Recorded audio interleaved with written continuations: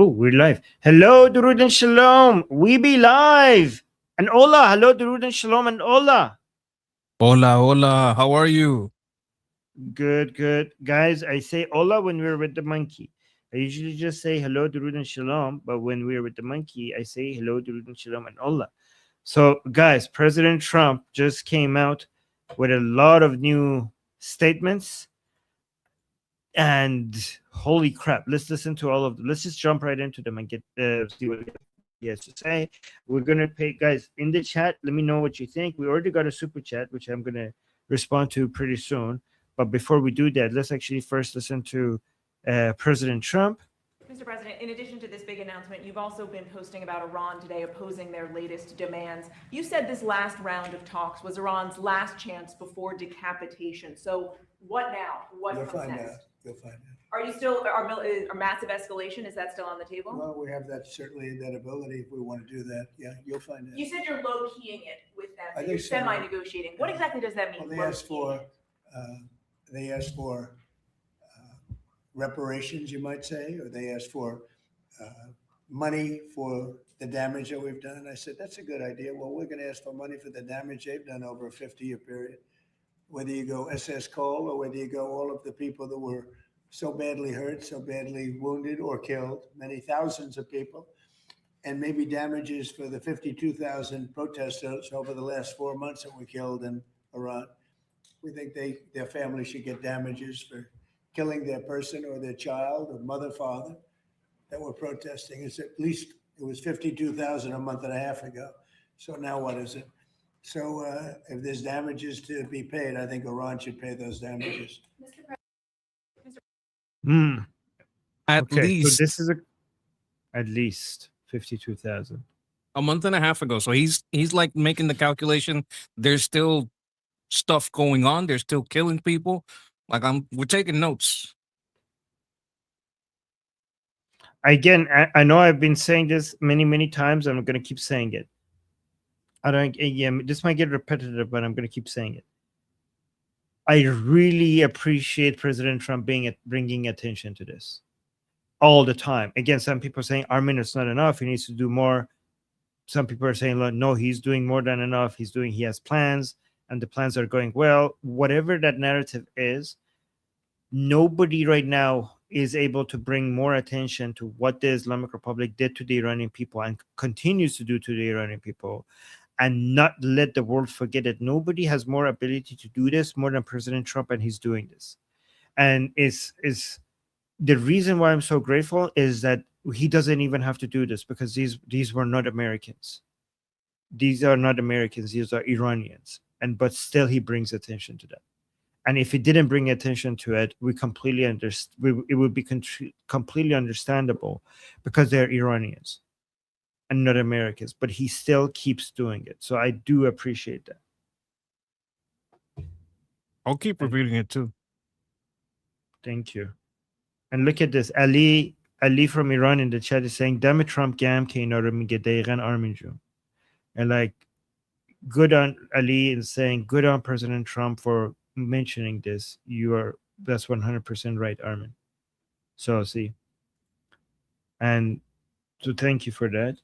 And then there's this another, yeah, Monkey, you do say that, you do also bring that up all the time. So thank you, Monkey. I appreciate That you was doing like my most important part yesterday. Like I was saying, hey, that matters because they're taking into calculation that the devastation and the pain. What I like to talk about is the incalculable loss. And every time he brings attention to it, I go back to what I've always said. That loss is incalculable. You don't know how many doctors were there. You don't know how many scientists were there that could have done so many breakthroughs. You don't know the loss. The loss is incalculable, or maybe one of their children. This goes on. These are the generations lost. Right. Yes. Exactly. Okay. And then we have, give us, oh, this is another statement from President Trump. And guys, I will read the super chats soon. But let's listen to a few statements by President Trump before we read the super chats. Look at this. It's like, doesn't make sense, right?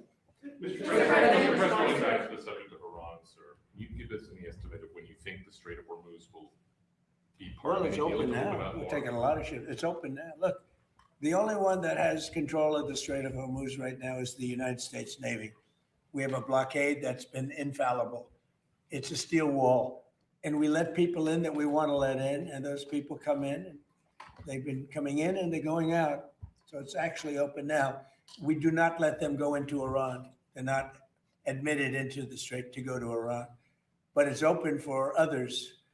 Now, a little bit Maybe just complex find because they will, on occasion, drop a mine, and we find the mines. You know, we've mine swept the entire strait, as you probably maybe heard, maybe you didn't hear, but we control the strait 100%. Now, can they make trouble? Yeah, they can make trouble, but they're broke. They have no money. You know, Iran is broke, totally broke, and they're not paying their soldiers. They have inflation of 300% as of last night. I heard 309%. So we'll see what happens. But they've been bad for, they say 47, it's actually 50 now. 47, they've been saying it for 3 years. But for 50 years, they've been the bully of the Middle East. What they've done is terrible. They've killed hundreds of thousands of people. They've killed people, they've wounded and maimed people with the legs, the arms, you know, with the roadside bomb is their bomb. They're very proud of it.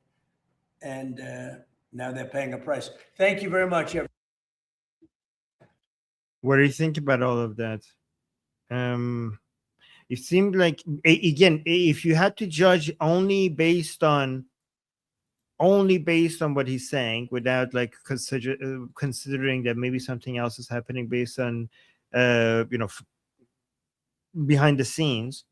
Again, I know this is not how to judge things, but if you were judging only based on that, it seems like they're going to focus the Strait of Hormuz, whatever is at right now, they're okay with it. They don't think they need to escalate. Oil prices are not that high.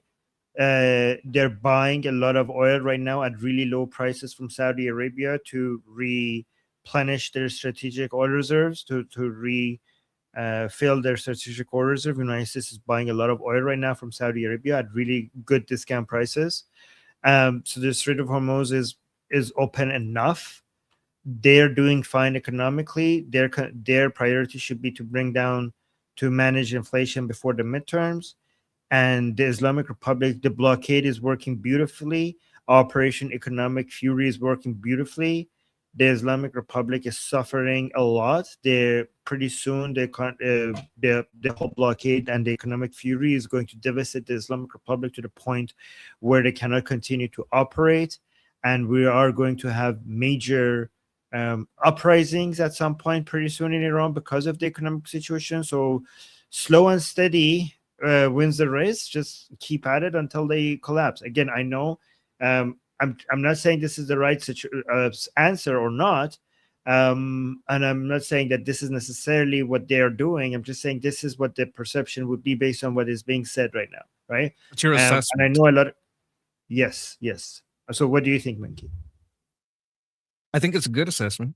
There's a razor's edge there, right? So if the IRGC says, we're gonna attack him at midterms so he looks weak, that's a bad idea. Because during any time of war, the Republicans will get more support. They would have to hit long enough before the midterms so it makes an economic effect.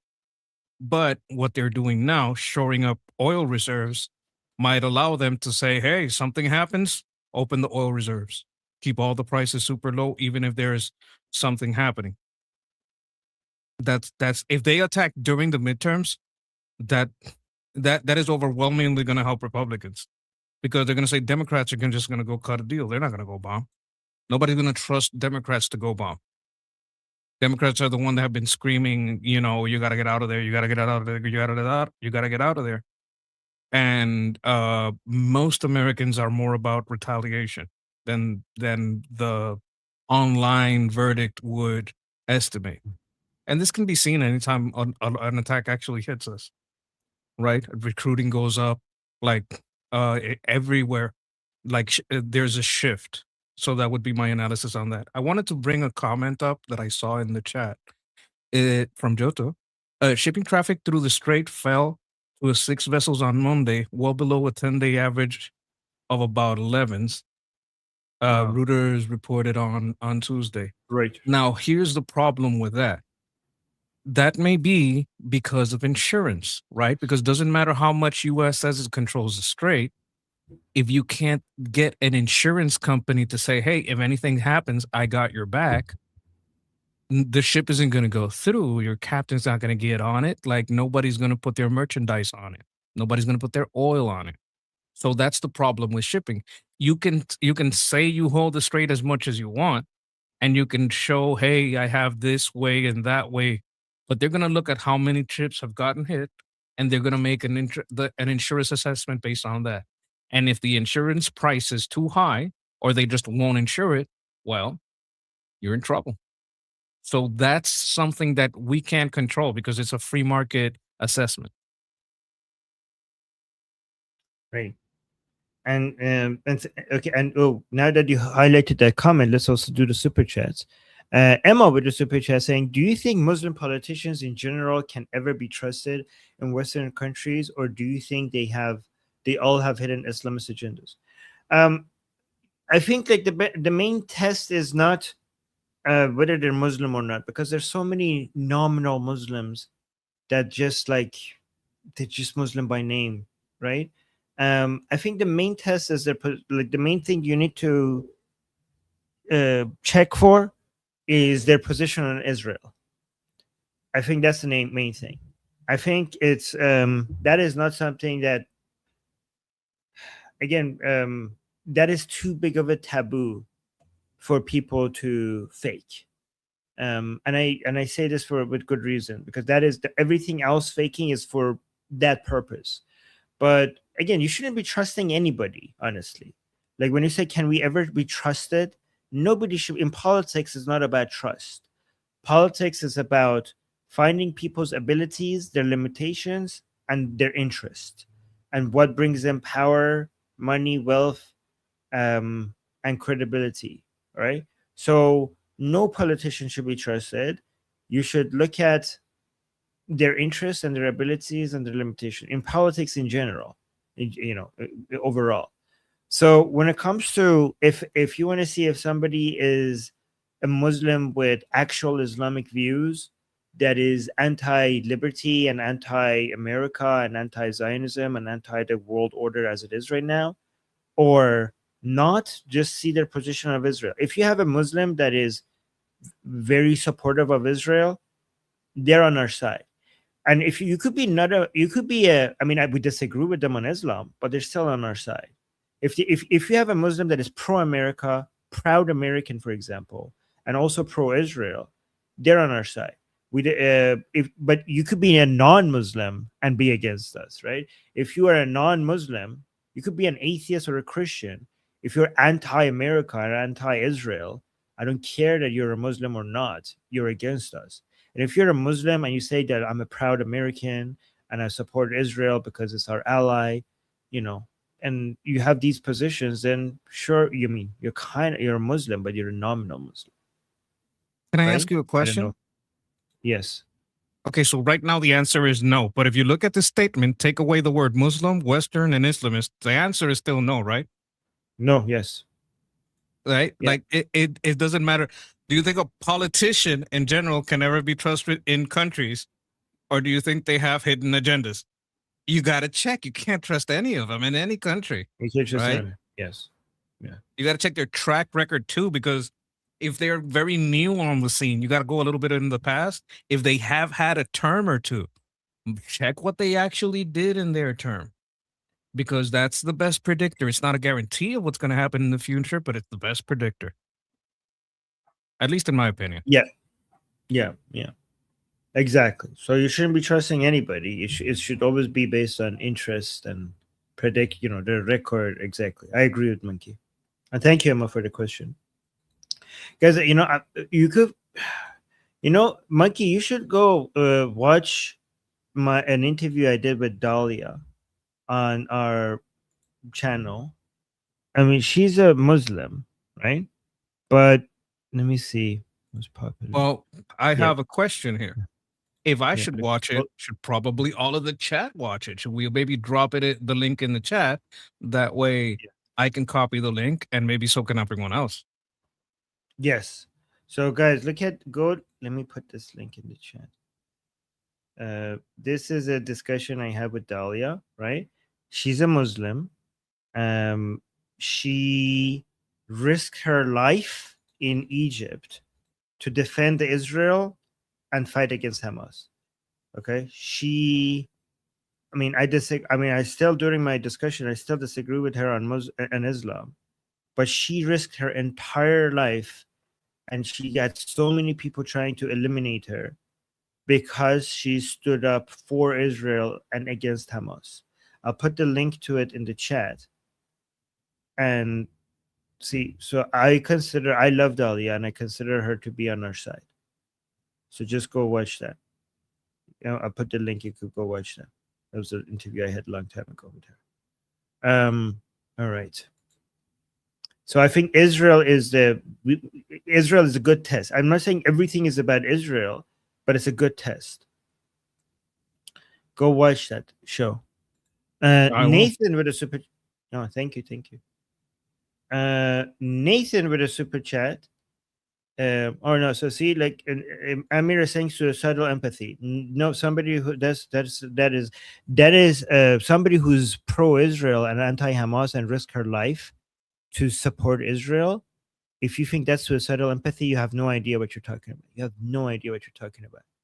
If you want to push away somebody who risked their life to support Israel, and you consider that suicidal empathy, you're clueless and you're losing allies. You're losing important allies. And these are allies that could actually have the most influence. I know what I'm talking about here. Yeah, I know this is not what he meant, but can I steal Man Amir? Yeah. Is what she did kind of suicidal? Yeah, that's not what he meant, but yeah, but she did. Yeah. So okay, yeah, but in the other direction. What she did, she was so brave about it that it would be considered. And of course, we do not condone any type of sewer slides. Yeah. I don't even want to say the word again. Yes. But what we're talking about is it's the same mentality, but in the other way. Some people would say you are being you have so much empathy for these people because of all they've suffered that it may hurt you. Right.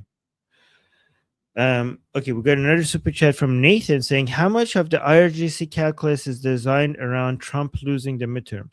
Oh, a lot of it. A lot of it. That's a great question, Nathan. They're hoping for that. They want to, not all of it, but a lot of it. They really want to help the Democrats to win. In fact, so much so, it's not just about bringing oil prices up so that there's inflation in the United States so that he loses. They directly, through NIAC and other institutions that they have built in the United States, they directly try to create anti-Trump propaganda because they know that the Democrats are their allies. So yes, 100%. Good thing that you brought attention to that, Nathan. I went over a little bit of the Senate Muslim Brotherhood hearings where they talk about CARE, how long it's been, I think since 1993, and the damage that they do. And it's very much about the elections. I want to tell everybody, get out there and vote. Take everyone in your family or that you know with you. We got to make it too big to rig. Mm-hmm. Oh, okay. Yes. Wait, Amir saying, I mean, trust one that stands with you while there are hundreds against you. Yeah, well, we will only trust that one that is with us. We're not going to trust the hundreds. Like, if I say, if we're trusting the one that is with us, it doesn't mean that we're going to be trusting the hundreds that are against us for every. Like, yeah, of course we're not going to trust them. Is it suicidal empathy that I have, certain love and respect for Armin? Because he's let's not use Iranian. that word. let's not use that word. So let's say something else. You're right, Monkey. We should. Yes, you shouldn't trust me. I'm Iranian, Monkey. I'm gonna backstab you one day. Oh no! He's gonna pull out my tail. Self-deletion empathy, maybe. Yeah, sewer slide. Is that better? Sewer slide empathy. Yes. Yes. Okay. Yeah. I mean, you The keep saying that. military uses that a I lot. mean, repeating it doesn't make it true. You actually have to show me why you're right. Like, I know you keep saying that, but you keep repeating it. But that's not repeating it is not an argument. Anyways, let's go to the next super chat. Russ with a super chat saying, from Goldie's most misunderstood fan, LOL. Okay, I think Russ was banned. Okay. Oh Oh no, well, no, we're welcome. Russ. Everyone from Yes. Goldie's chat, all of our chat, you're welcome to enjoy her streams. Oh, same with Tusi. Tusi's a great guy. It's out there. And you know who else? Ali, a musician, and Guy, who is a great guy. So, enjoy all the Iranians.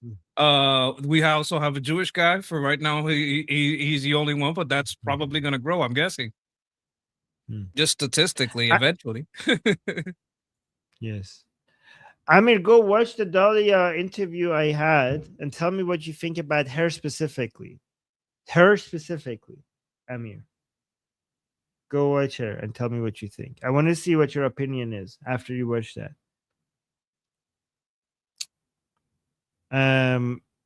Jaxus with the 100 joules. Thank you so much, Jaxus. Thank you so much for the support. And then Nathan with a super chat saying, then have they considered even if Trump loses the midterm, he would still have 2 months of congressional support and absolutely nothing to lose? Monkey, you are the best fit to answer this. I had not thought about this, but that is an excellent point. That is an excellent point. Like, they can't do anything about it for 2 months. I'll go even farther. The constitutionality of the War Powers Act has been debatable for a long time because that's not a power that the Constitution has. It goes against the separation of branches of the government. Right. That's a good point. I'm gonna screenshot this. Nathan, you brought something interesting. He could chimp out. Yeah, you're right. That's actually a very good point. You have 2 months of congressional support, and the midterms are over, so he doesn't have to worry about the opinions anymore. He has the powers. Still has the power left, and he doesn't have to worry about people voting him out or the Republican Party out anymore. That's 2 months of him being unchained. That is such a good point, Nathan. Thank you for bringing that to our attention. Okay, Amir saying, and the insight. And the insight. Amir saying, I will watch that interview. I'll bet I love her. Well, good, Amir. I'm glad that you're like that you know that you're gonna love her. He's saying, but I promise you, I won't trust them even slightly because of one girl. Well, yeah, you shouldn't. Like, I don't know how. I think we agree more than you assume. Okay, the fact that you're gonna love her means that you're gonna judge people individually, and it's that the fact that you're gonna love her means that means you agree with me. Okay, you shouldn't. Like, when did I ask anybody? Amir, I think you're not listening to what I'm saying. I think we agree. I never asked that you should be trusting entire groups of people. Never said that. You shouldn't be trusting. Your position is correct.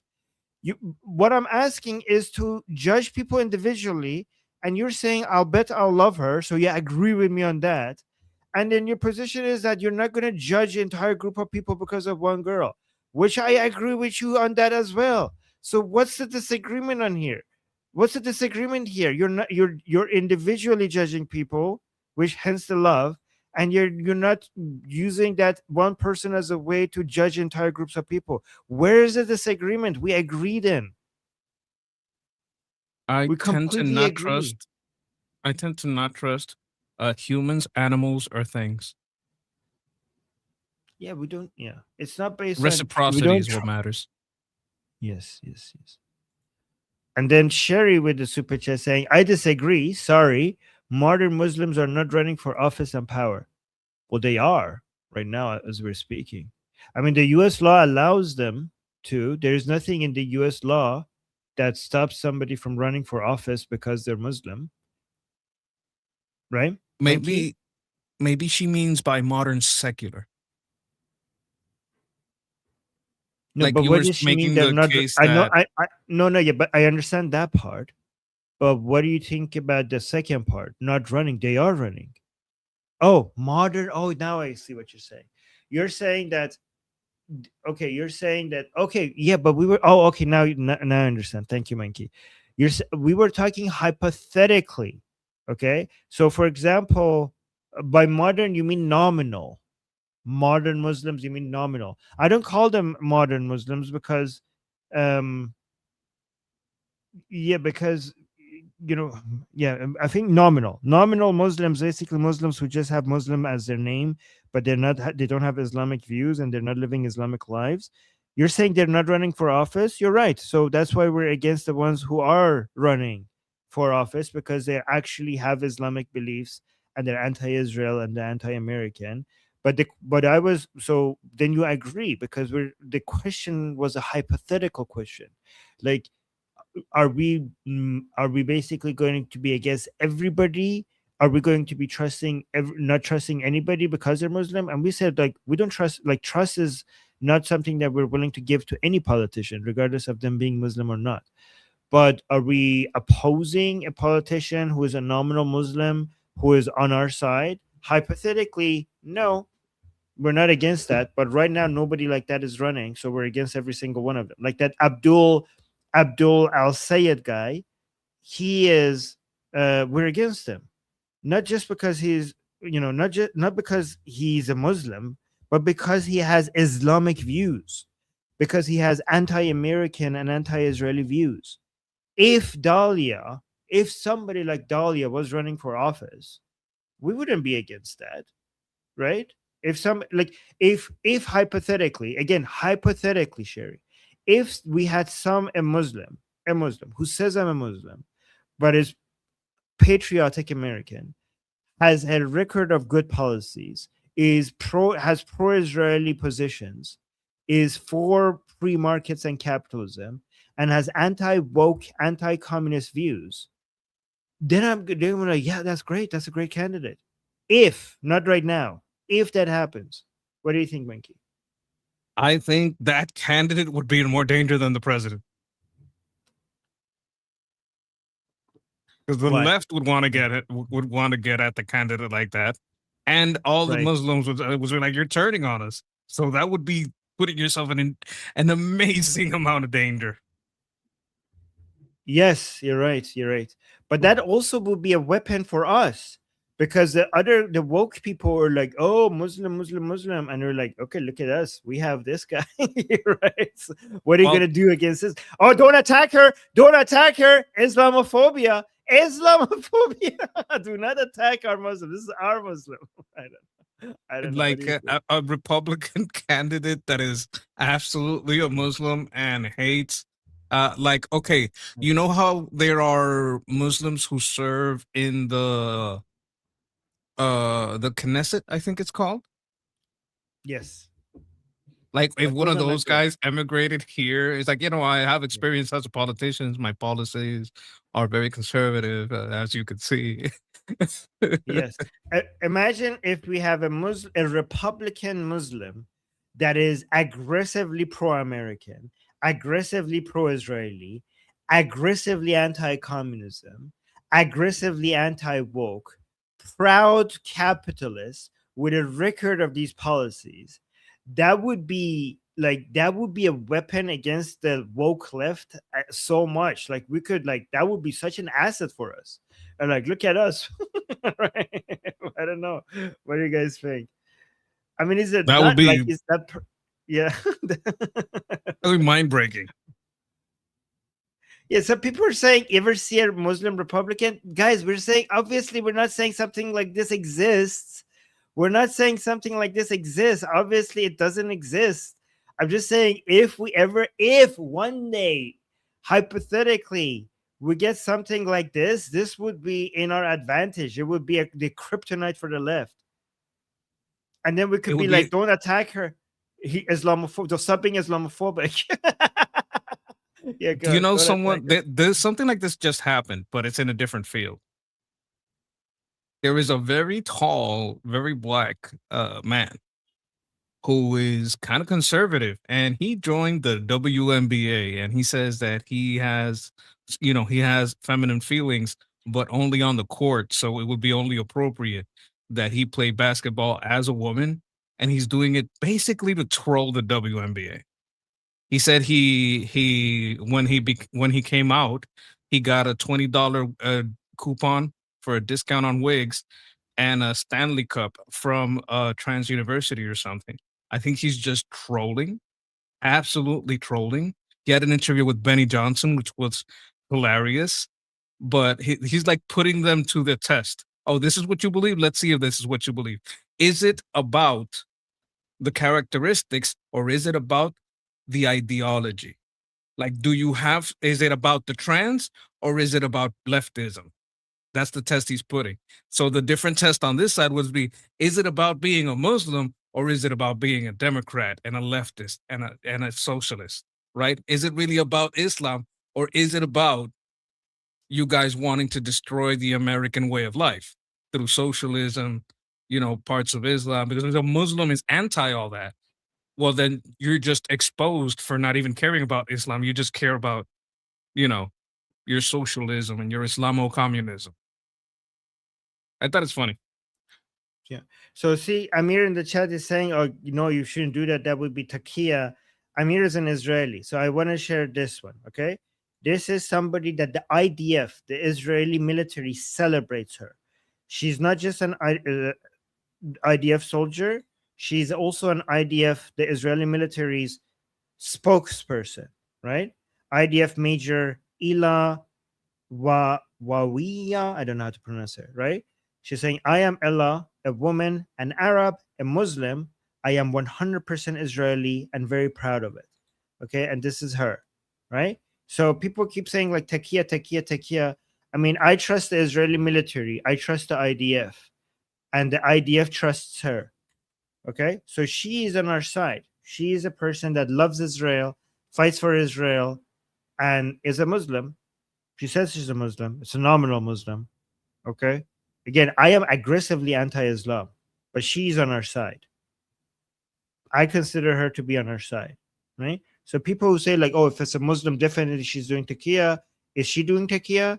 Then if she's doing taqiyya, do you mean the IDF fell for her taqiyya? She has been fighting for Israel against her enemies all of this time. She has been risking her life. She has been risking her life fighting for Israel. So again, she's an asset. She's an asset against Islam, honestly, because this is Islam's kryptonite. Having people I from know their another side. example. Hmm. There's this guy, chat. You're not gonna believe it. This dude, his name is Armin Navabi. He's the founder of Little Liberty Politics. I don't know if you know. This guy is from Iran, completely against the IRGC, very much pro liberty, right? People say, well, he's an Iranian. You can't trust them. But this guy, I'm going to tell you, you got to look at the individuals, because if you look at his track record, you're going to see that, you can't blanket people and put them all in the same box. It doesn't work. You're too humble to say that, but hey, I'll say it. No, but the issue, like really quickly, I want to say and then move on.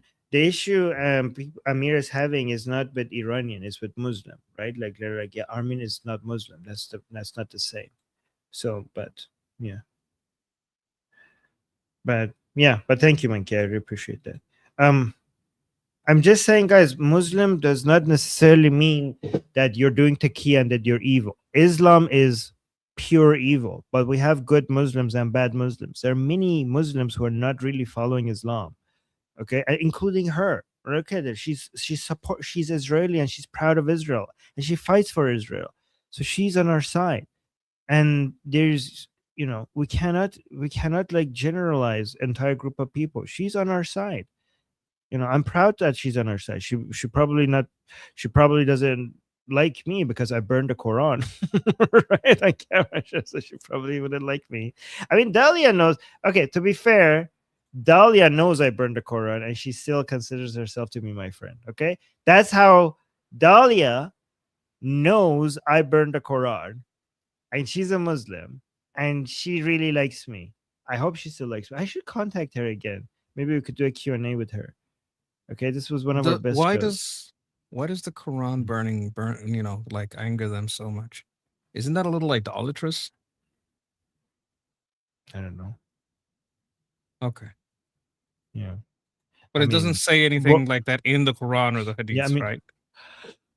I mean, it's just a thing to get upset about because Muslims have been burning Quran for ages themselves. It's actually as like, Muslims today don't know that Quran burning is actually one of the Islamic ways of removing old Quran. So it's just like this is it's just a thing to be Wait a upset minute. about. What the hell? Yes, That's how you get rid of them? I thought you had to bury there, them or something. there are multiple ways. One of them is to burn them properly so that they don't get dirty. That's a But little most Muslims don't know hilarious. that. But most Muslims don't know that. So that's why they get offended. Again, this I'm is what I'm telling tolerating you. you. Most I'm Muslims. sorry. No, it's okay. Sherry saying, but the super chat saying, is she running for office? No, she's not. I know what you mean, Sherry. That's what I'm saying hypothetically. Hypothetically. But if she was running for office, would you mind that? If somebody like her. By the way, Sherry, go watch the interview I did with her. You're probably gonna like it. Yeah. Anyways, let's continue with President Trump now. Wait, hold on. Did we play this one? We did already this one, right? Let me see. Yes, we did. Let's see this one now.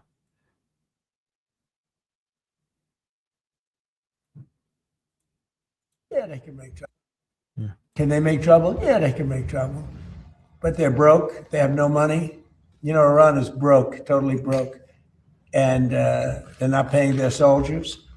They have inflation of 300% as of last night. I heard 309%. So we'll see what happens. But they've been bad for, they say 47, it's actually 50. Can they make trouble? Yeah. Can you imagine inflation of 300%? Monkey? It's ridiculous. 300% inflation. Like we get to I don't know. I don't think we've ever gotten to double digits. Like Not in the in a United States, long people are time. complaining about people right now complaining about 3% inflation. It needs to be 2, and people hate it when it's 3. And in Iran, Yeah, it's but 300. when was the last time it was like 10? Great Depression? No, 10 was, I think during COVID, we got 10 for a little bit, no? That was a while ago, but I didn't look at it back then. 11 maybe in the 70s. Somebody's saying in the chat. Somebody in the chat saying doesn't sound like fun. Yeah, but things were cheaper in the 70s, so I don't know if that tracks to inflation. Way, way cheaper. Oh, Argentina was over 300 before Milei. So that's the solution. You send Milei and afuera. He goes in with a chainsaw and cuts all the government programs.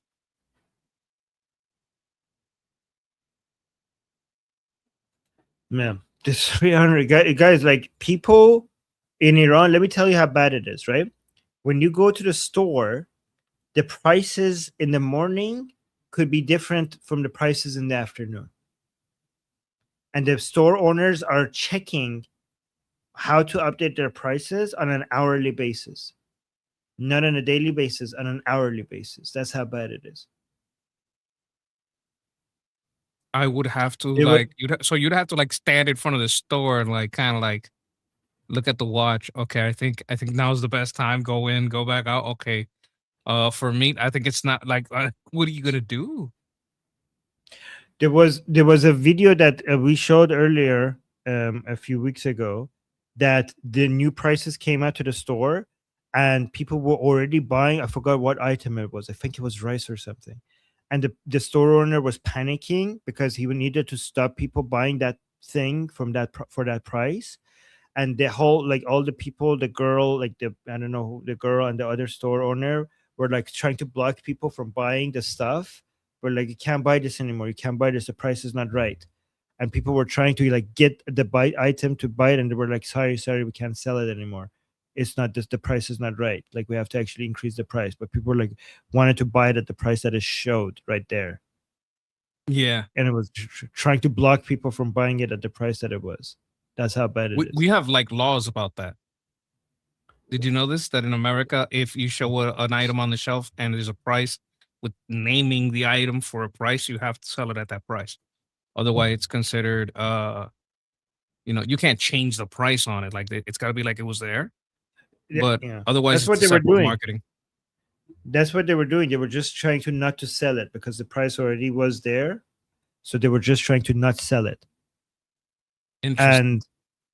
And and guys, I kid you not, some people when they go buy like expensive things, a currency right now, one currency in Iran is iPhone. iPhone is a currency right now in Iran, right? Because how much prices change. So for example, when you go to your dentist, you could pay with iPhone. Okay, so you go there and then you bring out your iPhone, and the secretary of the dentist, they go and they make a few calls to see based on the iPhone that you're giving them how much is worth, and they quote you a price and then take your iPhone. So people are actually paying for things in iPhones based on what iPhone it is, and Basically a barter system. You're going barter because money, it's worthless. It's not a store of value anymore. Yeah. But iPhone has turned into a major currency right now in Iran, which is weird. Never thought I would see that day. Jose, thank you so much for you're saying in the chat, saying if you are not subscribed, please subscribe. Thank you so much, Jose. That's very sweet that you said that in the chat. I appreciate that. Yeah, guys, make sure you subscribe. And Yes, then thank you. Leo is saying 3 ghosts is an iPhone. Oh my god. And then Omid gave us a super chat saying trust ex Muslims, not Muslims. YouTube censor. Yes, for YouTube censor. Oh, I know what he means. Yes. The apostates. Apostates. I mean to say. Thank you, Omid, for the super chat. And then Elite 02K with a super chat saying, what do you think will happen if Trump wins the midterm? Well, Trump is, you mean the Republicans? Yeah, I mean, technically it will be his win as well. I think then the chances of him going all out against the Islamic Republic will exponentially increase. But Mikey, what do you think? It would open the door to make a transitional government and a humanitarian mission. Yes. Pick 3 towns in the south and move from there north as people start to turn. And I think as soon as you take a couple of towns and people say, okay, this is happening, like even, more senior ranking people might leave their positions and others that are higher up might turn, that haven't spoken, haven't had a side. Let's just be out with it. I think the Artesh, they don't want to put their neck out if they're not going to get backup.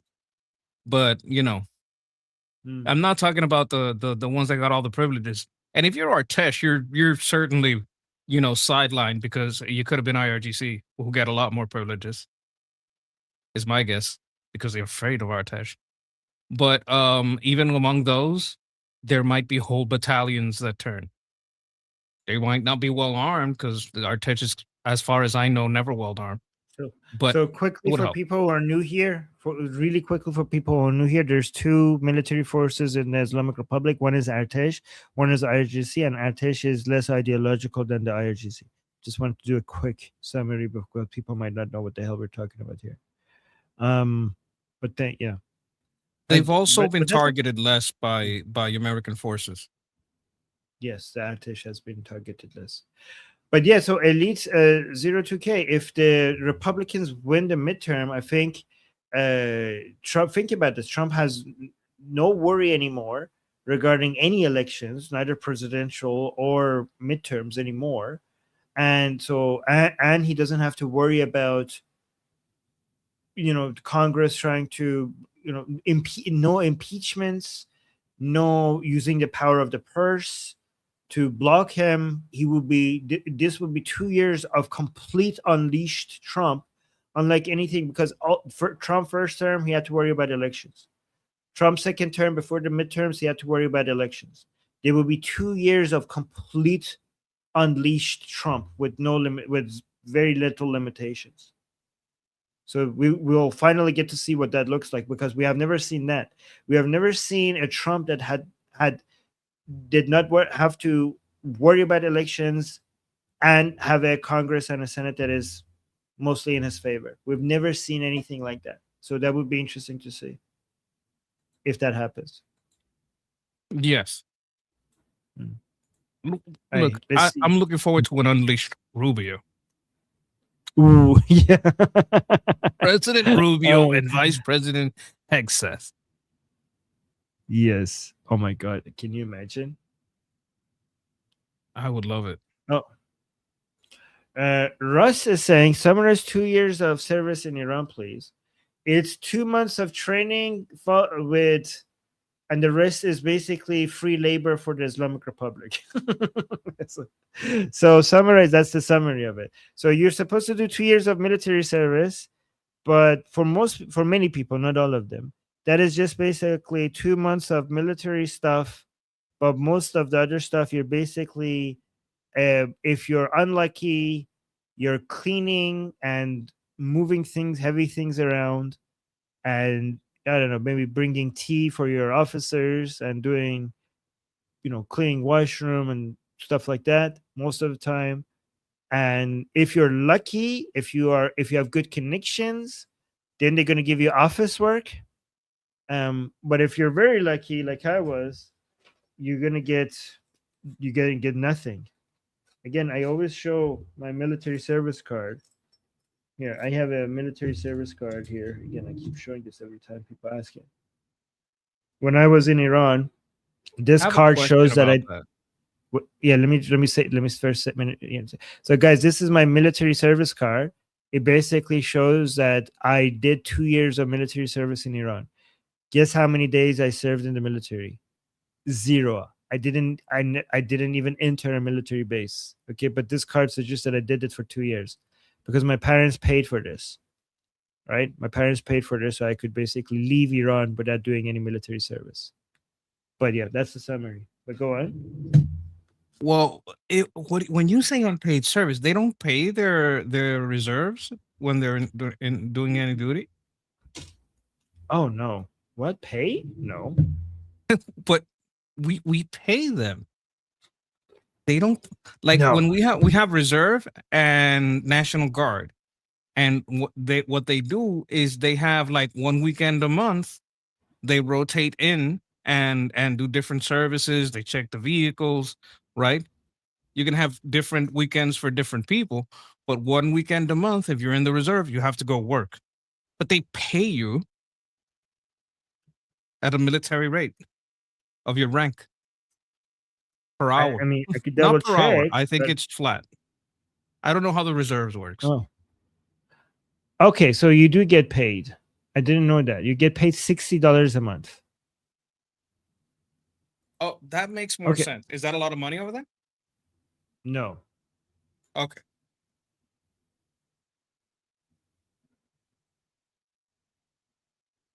Depending on rank, location. Okay, I didn't know this actually. All right. I just looked up. Yeah, I didn't know this because it didn't serve. No, it's just dangerous to have that many unpaid people working for you in a military base. And not only are they not paid, they all know they're all not paid. They're like, oh my God, you're going to get fragged. You ever heard that term? Fragged? No. It's when the lower enlisted do something to the upper enlisted when the upper enlisted are putting them in danger. Okay. All right. So you get very cheap labor, not unpaid labor. That's good. Good Okay. thing you made me check that. I didn't know that. Okay. And thank you, Russ, for asking that. Amir, thank you so much, Amir. See, Amir doesn't. Amir, we disagree on certain things, but we're on the same side, and he still supports us. Thank you, Amir. I appreciate you. Hopefully you don't. Yes. I mean, hopefully you don't get too upset with me given our disagreement. I know we both have the same goals, right? So thank you, Amir, and appreciate your membership gifts. Love you, Amir. Okay. All right. So let's go to this video by President Trump. Oh, we got a goat trophy. Guys, look at the chat. We got a giant goat trophy. I love this trophy. We got 1,000 jewels, which causes a big goat, like a trophy with a goat on top of it, to show up on the chat. Thank you. Thank you, Sarah. That's very sweet. All right, let's go to President Trump. For reparations, you might say, or they asked for money for the damage that we've done. I said, that's a good idea. Well, we're going to ask for money for the damage they've done over a 50-year period. Whether you go SS Cole or whether you go all of the people that were so badly hurt, so badly wounded or killed, many thousands of people, and maybe damages for the 52,000 protesters over the last 4 months that were killed in Iran. We think their family should get damages for killing their person or their child or mother, father that were protesting. It's at least, it was 52,000 a month and a half ago. So now what is it? So if there's damages to be paid, I think Iran should pay those damages. So this was basically the same thing as he said before, but to a different person. But this part is new. He had a voice call with this radio or with this TV station. So let's see what he says here. You know, just so you understand, oil is lower than it was during the Biden administration. And I stopped them from having a nuclear weapon. Because if I didn't do what I did, they would right now have a nuclear weapon, and you would be addressing them as sir. You would call them sir. You know, He's saying if I didn't do what I did, you wouldn't be addressing me as sir. You would be addressing them as sir right now. Like they would be taking over the world right now. What do you think about this? Well, it's good to be polite. People that got nukes, you know, especially if they can hit you with them, right? Like, I think this is a joke. He's basically saying it jokingly, but you know, depending on what side he's on, he may call them sir anyway. Okay. What channel is Do you this from? think Trump? Real America's Voice.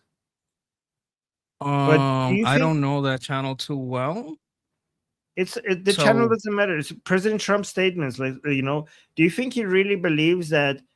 He really means it when he says that if he didn't do what he did, like the whole world would have been like Israel would have not existed by now, and Absolutely, Islam. 100%. Oh, that's you know.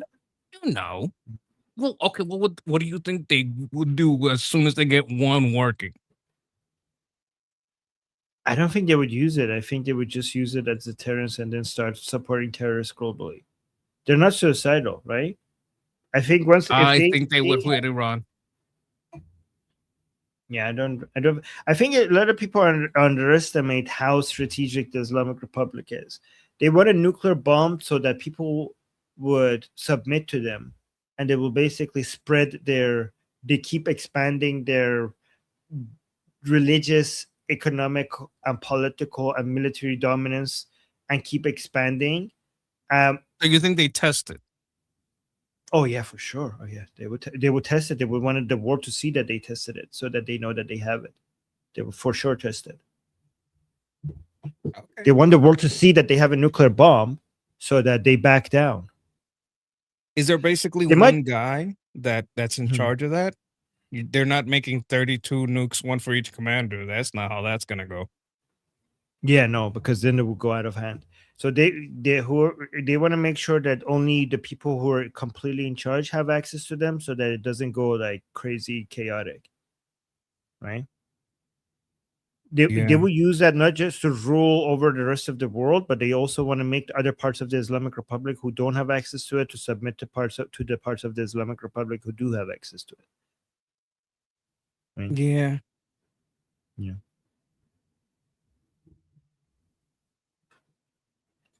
Yeah. I All right, still let's think see if what they were Cozy- up against the wall, they use it. Oh yes, for sure. Yeah, for sure. If they think that they're about to collapse, they will definitely use it. Like if it's something like this, that like, well, we can't test it because as soon as we test it, the USA already has ships right here. They're just gonna nuke us back, right? They're gonna see it like we're sorry for, like we were sorry for Hiroshima and Nagasaki. We're sorry right now, but we had to hit them. Like they're like, okay, we can't test it. Just send it to Israel. Yeah. Honestly, if they think that they're about to collapse and they had nukes, they would send it at everybody. Like they would like Israel, anything they could reach. If they So think that's that their they- position right now. If they were ever to access, if right now they had access to that dust, I think you understand where I'm coming from. Like they'll use it. yeah. Yeah. Right now, I don't think they're convinced yet that they're about to 100% sure that they're about to collapse. But if they had it, if it gets to the 0 hour, the final moments, if they had it, they would use it. Honestly, here's the thing, Monkey. I think they would use it on Iran if they had it and they thought they're collapsing. Like not just on Israel, on Iran. But who would they hit? Like if you They would had try- like who? What is the town that the IRGC hates the most? Tehran. Really? Yeah, that's where all the degeneracy is. Okay.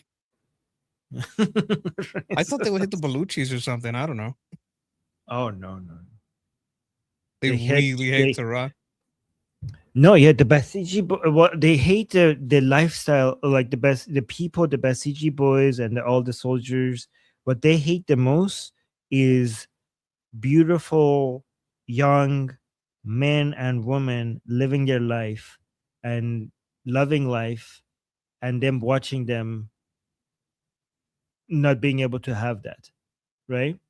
This is why during the protests, if you could look at the people who get shot the most, it's usually they're usually more attractive. Like there is a huge disproportional tendency for Basijis and IRGC and these people to target more attractive, like men who are work out, more fit, women who are pretty, because they're jealous and they hate You know that. where that's also evidenced? Hmm. In the executions. Yeah. They really hate the beautiful people. Yeah. I'll be And right. in the main city centers are the places where these people are like living like that. And they are, they hate it. Yeah. And that's why they would, if Iran, if they're losing Iran, I bet you they want to make sure that we don't get to have it. So they want to do scorched earth. If they had a nuclear bomb, I wouldn't be surprised if in fact, I wouldn't be surprised if their priority would be to hit Iran more than even Israel. Interesting. Like that would be their test. Let's hit Tehran. Well, it wouldn't be their test if they think it's over. They just want to make sure that we like it's not. They're not testing anything. They just want to burn everything so that we don't get to have it. I once likened it to a crazy boyfriend, crazy husband. That is, if I can't have you, no one can. A Yes. psycho. Just Yes. can't let go. There's a saying in Persian. I don't know if I'm gonna get this right. Like Iranians in the chat, let me know if I'm getting this right. They say, "آشی که برای من نجوشه میخوام سر سگ توش بجوشه." So they're saying it means that if there's a food that is being cooked that is not being cooked for me, I would want a head of a dog to be dropped in that food. So because it's not being cooked for me, right? That's very I want specific. so a head of a dog should be cooked in the pot. A pot that has food in it that is not being cooked for me should have a head of a dog being cooked inside it. Lior, cover your ears.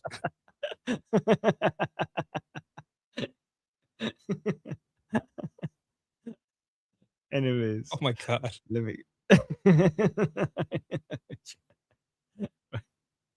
Okay, okay. Yeah, just say Jesus Christ. Yes, That's yes. what I was Any thinking. pot, yes, yes. Any pot that is not being cooked for me should have a head of a dog being inside it, being cooked. That's what this is. Yeah. Anyways, let me stop saying that. I don't know why I keep repeating it. It's all right. Let's go here. Did I? Now that everything's good, what he did to us in so many ways. And by the way, they talk about munitions, and we're fine with munitions. You know, we're having to do with, we're fine. But the reason it would be lower, and we're building them like crazy, but the reason it's low is because he gave $300 billion worth to Ukraine. He Oh. gave more. Oh, wait. This is the question. The reason why munitions are low. Oh, President Trump is saying now munitions are low is because Biden gave $300 billion worth to Ukraine. Okay, so munitions finally is because people keep telling us as if we're imagining this. Okay, so munitions again, it's not low when it comes to what we need for the Islamic Republic, but globally, it's not enough for them for globally for enough global threats. So finally, we're now saying yes, the confirmation, because every time we said that here, people say like, no, it's fake news, it's fake news. But now, not only it's not, we know that it's not fake news, we're seeing that the reasoning for it is, President Trump is giving the, Biden is the reason behind it. So watch this. Now that everything's good, what he did to us in so many ways. And by the way, they talk about munitions, and we're fine with munitions. You know, we're having to do with, we're fine. But the reason it would be lower, and we're building them like crazy, but the reason it's low is because he gave 300. Okay, so we're fine, but the reason why it's low. Okay, so it's fine, but the reason why it's low. Okay. $100 billion worth to Ukraine. He gave more. He gave, they never mention that. They never like to mention that. Now, I give to Ukraine also, but they have to pay, meaning the European Union. I don't do Ukraine. I give it to the European Union. They have money, and they pay top dollar. They pay full dollar. I don't want to say top because, I'm not looking to pay top. Now they. So yeah, this is what I like. Okay, President Trump saying like, I'm also giving to the Ukraine, but I'm selling it. I'm not just gifting it. I give it to NATO. NATO buys it, and they give it to Ukraine, which is the right way of doing this, right? But I spoke about this a while ago on the call. Yes. On I believe it was like 2 or 3 days ago. That will be last week, and we were talking about the old missiles basically being already having to be phased out. Now, just because a missile is past its expiration date doesn't mean you can't inspect it and recertify it. And I believe a lot of these munitions should be, of course, inspected and recertified for being in good working condition and kind of like phased into the Ukraine theater, but they weren't doing that. I think they're doing it now. I also have an update about this that I hadn't mentioned before. Japan is a maker of the PAC-3. I think they also make PAC-2, but they're makers of the PAC-3 missile systems, the Patriot missile systems. So we have a little bit over there covering. They send some to us. So they're making some for us. So it's not about us not having the stock, because I think that's somewhere where the disconnect, you might get a little pushback. But now, do we have enough to give to the Saudis, to give to Jordan, to give? That's where the rubber meets the road. Yes, that's why I keep saying that there is enough for dealing with the Islamic Republic, but globally for everybody, that is not enough. For the Saudis, for the Emiratis, and we do care about, and President Trump does care about those, that oil infrastructure not getting hit, because then it will reduce global oil supply, right? Oh, Fit Over 50, thank you so much for the 10 joules. I appreciate you. Thank you so much. Let's see what he says over here. What is this? Oh, MMR. If you give them separately, the MM and the R is fine. When you put them together, they're sort of like a nuclear weapon, according to some. Wait, I don't understand what's going on here. Let me play it. Certain stuff. I mean, certain studies. So what do you have to lose? You know what I'm doing? I'm saying, what do you have to lose? If I'm wrong, I'm wrong. Nobody's going to get hurt by it. MMR. If you give them separately, the M, and the R, it's fine. When you put them together, they're sort of like a nuclear weapon, according to some. So why wouldn't you give them separately? I mean, What is this about? I don't get it. As far as I know, MMR is a vaccine thing. I have no idea what this is about. Yeah, let me see if I can figure it out. Okay, let me move away from this one because I don't get it. Let's go to this President Trump post video over here. These are people that have been not successful. They're people that have been, in many cases, failures. They come from other failed countries, and they come here and they tell us how to run our country. They come from places like I won't mention because I don't want to get myself into a controversy, but they come from countries that are not great. They come from, let's say, as an example, Somalia. They come in and then they tell us how our Constitution, how our Declaration of Independence, how it works. It doesn't work that way, and they're not smart. They have no aptitude. They have nothing going, and they're telling us how to run our country. And I just don't think it's going to happen. These are people. Okay. So you think they come from other failed countries and they come here and they tell us how to run our country. They're not smart. They have no aptitude. They have nothing going, and they're telling us how to run our country. I had to It's mute like- myself. I couldn't stop laughing. He's basically talking about, I think it's Ilhan Omar that comes from over there.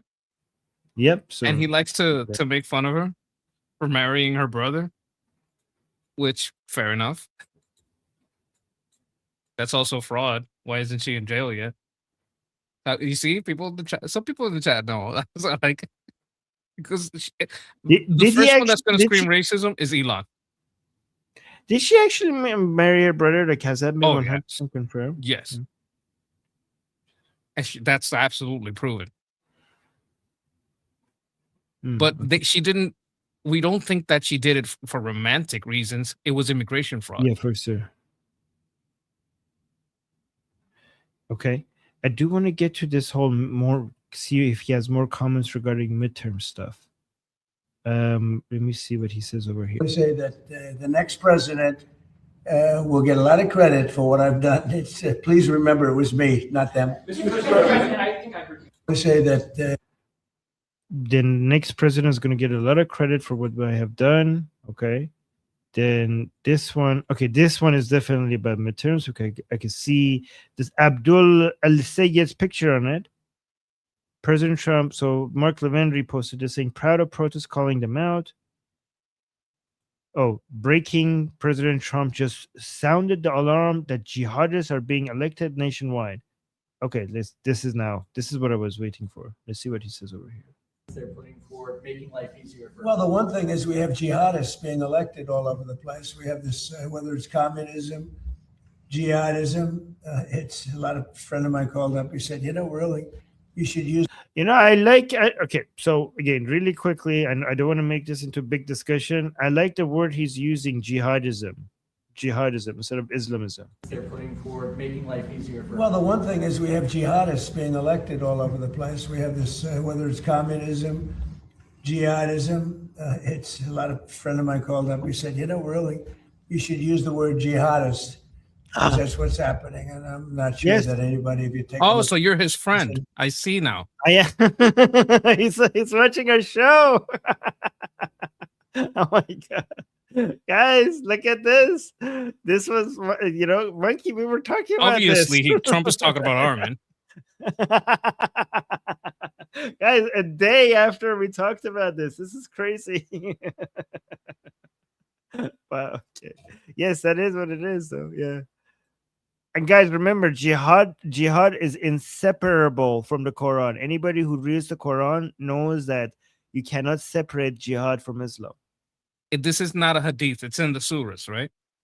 Yes. Yeah, exactly. most of them. They're putting forward making life easier for Well, the one thing is we have jihadists being elected all over the place. We have this, whether it's communism, jihadism. It's a lot of friend of mine called up. He said, really, you should use the word jihadist because that's what's happening. And I'm not sure that anybody, if you take a look at what happens in other countries, I think that's not going to be necessarily the way we want to live.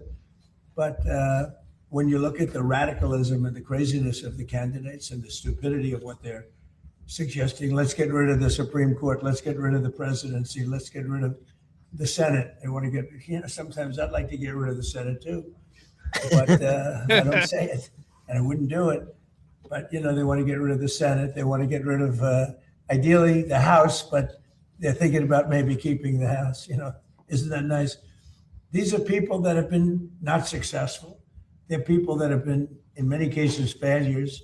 They come from other failed countries, and they come here and they tell us how to run our country. They come from places like I won't mention because I don't want to get myself into a controversy, but they come from countries that are not great.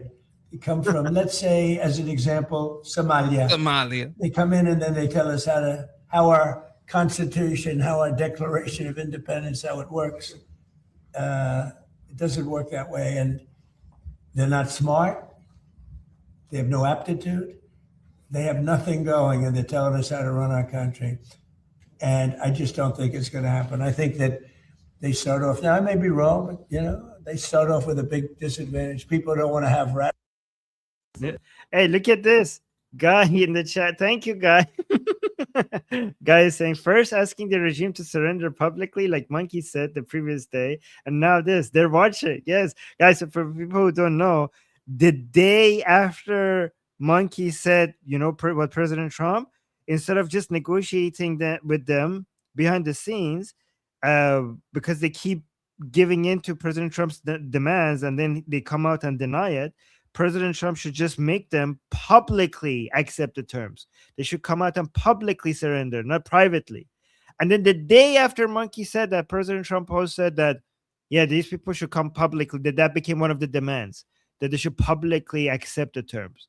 And we're like, oh my God, they're listening to the Monkey. And now, the day after I said they shouldn't call it Islamism, they should call it jihadism, the day after President Trump is saying, like, a friend of mine called me and said we should call it jihadism. That's such a coincidence. Yeah, so guys saying they're watching. That's pretty cool. Yes, and we have something to tell them right now. With Mr. President and your cabinet, we know you're watching, and we think at the White House you should subscribe to Guy Landau. I'm putting his link in the chat so that everybody in the White House can subscribe. And, get some great information on there on, many topics. Overwhelmingly, I think lately there's been the coverage about Israel, which has been great coverage. And, just love his work, and you guys will too. Yes. So, look, there you we're go, thinking Mr. the Grayson, same thing. Great resource. While Monkey was getting the link, I was getting the screen to share. So look at this, guys. There is no better person than Guy when it comes to covering Israel topics. Okay, so putting the link one more time in the chat. Like, seriously, guys, there is absolutely no better person than Guy. He's so objective, and he's the smartest person I know on this topic. So make sure you follow his channel. Oh, look at that. That's me. But yeah, make sure you follow him. The link is in the chat, and he's also very engaging with the chat. So if you have questions, make sure you go and ask him. How many subscribers? He's at 674. We're trying to get him to 1,000. So go. He knows like the politics of Israel, like inside and out. Like he knows, he understands that at such a deep level. So go there and talk to him and ask him questions. It's pretty good. Yes, you Thank should you. subscribe, Mr. President. Yes, Mr. President. Yes. Thank you, Guy. Thank you. Oh, did we read this? Oh, no, we didn't. Ellie, thank you so much for the membership gift. Thank you so much, Ellie. And Fit Over 50, thank you so much for the jewels. Thank you so much for that. All right. You know what? I want to do more President Trump. I want Vance to subscribe. Please set him straight, guy. This is joking, Mr. President. Ooh, talking about Israel and President Trump. This is now President Trump talking about the Israel lobby. Let's see what he has to have, what he says here. Happening in the United I'll States. tell you, Never in my life have I biggest seen anything change- like this. The biggest change I've seen over the last 10, 15 years is what's happened to Israel and Jewish people. The level of they had a very powerful lobby. I would say you go back 20, 25 years ago, they had the most powerful lobby in Washington. Now everyone is, just large numbers of them. If you look at the House, you look at it's the Democrats, but you look at the Democrats in the House, look at guys like Schumer. He's become virtually a Palestinian. And you look at what's happened there, it's pretty amazing, actually. I've never seen anything like it. Happening. So what do you think? President Trump saying the Israelis used to have a very, very powerful lobby, but I think what he's saying is that now things are turning against them. I think that's my interpretation of what he just said. So what do you think? I'd like to share a screen, if I may, about this. This is a topic that I'm a little bit familiar with, and I like to talk about. Now, I reordered this so that the top donor is at the top. That's why it says reordered. These are lobbies, PACs, NGOs, all of it together, university, think tanks. China in the lobby, we're discussing lobby. We're not going to get into the how much they pay into the universities and all this, just the lobby. The China lobby, 475 million. Okay. Israel, 0.7 penny pinchers. And APAC, which is a bunch of Americans, they like to spend money. They got 95 million. But 475.7. Come on, guys. What are we doing here? Qatar, $256 million. Lobbying. This is lobbying. This isn't like what they spend in the NGOs and the think tanks and the PR campaigns. This is just lobby. Saudi Arabia, 310 million. 0.7. What are you doing? UAE, 242 million. This is registered. This is like easy to find. This is registered, right? And look at over here, 0.7. It's illegal for them to make a super PAC. They don't really have one. But like APAC, which is a bunch of Americans, there's Christians in APAC. If I could, I would. I probably can. I just don't have enough money for that. That's not the point. The point is that they don't even spend a lot on NGOs and that kind of stuff. The people that like they don't do that. Now over here, when you look at the universities, if we're going to look at that, that's about let's say 1.5 to 7. Over here, spending around, let's lower it down. Let's put it at 3.5 billion. That's still too much money in our universities from Saudi Arabia. 1.5 billion. Why are there so many Hamas protests at the university? Geez, I wonder, is it the $1.5 billion that they throw into the university NGOs? I wonder if that has anything to do. Do they give themselves executive positions in the nonprofit where, we don't profit. We don't have a bank account that profit, but we do pay ourselves well for our executive positions while we spew all this hate and produce actually nothing except hate and, violence. Qatar spends from 5 to 7 billion. Let's put it at 5. That's still too much. That's still too much. When you put them together, that's billions and billions of dollars in universities and think tanks, in think pieces, in editorials, in opinion pieces that they can pay for legally and call it kind of news or put it in with the news cycle. With China use their Confucius Institute, their Code Pink, which has been very much on the news, from 2.5 to 7 billion total. So let's put it at 3 billion. That's too much. And you're going to complain about this 0.7? What are you doing here, guys? You're penny pinching. I would spend, if I was Israel, I would spend that $700 million on exposing this chart. This is all I would do all day. Just show where is this 475 million going? That's what I would do all day. Show where this is going. Show who is getting this money. All day I would show who is getting this money. Who is getting this money? And this is the lobby. I'm not talking about if Tucker Carlson is getting paid. That's on this side. Like the APAC money I would spend on this. Exposing this. That's what APAC should be doing. Expose this chart. The Confucius University, the think tanks, the PR firms, the NGOs, everything that goes into that's what you spend. That's what you should spend that $95 million. And Israel, this 0.7, this 700,000, spend it exposing these lobbyists. Who is taking that money? Because people like to talk about lobby, but they don't like to talk about numbers. And this is all for the law. Farmer lobby. All tolls are available. Like, this is not a secret. so it's just that nobody quickly- talks about it. It makes me so furious. I'm quickly- sorry. I've overstepped. My bad. No. So quickly, why do you think President Trump is saying that Israel had a very powerful lobby up until this point, given that you could already see that this is not even an Israeli lobby, that's an American lobby? So why is he Well, I saying that? guess they stopped spending. No, it was never. It was always like this. Like what you're saying, it was not like it was always. This APEC has always been American. Yeah, but it's still like, I wonder if if we're talking about Israel lobbying, if they're not talking about America, No, they might have Israel, drawn that down a we didn't little. have. No, it was no. This is, in fact, they might have increased it recently. It used to be even worse. So I don't know what they're referring to here. Maybe they Mm. had a lot of goodwill and influence. Like, maybe it's not that much that the lobby had a lot of money, but they could do a lot with a little money.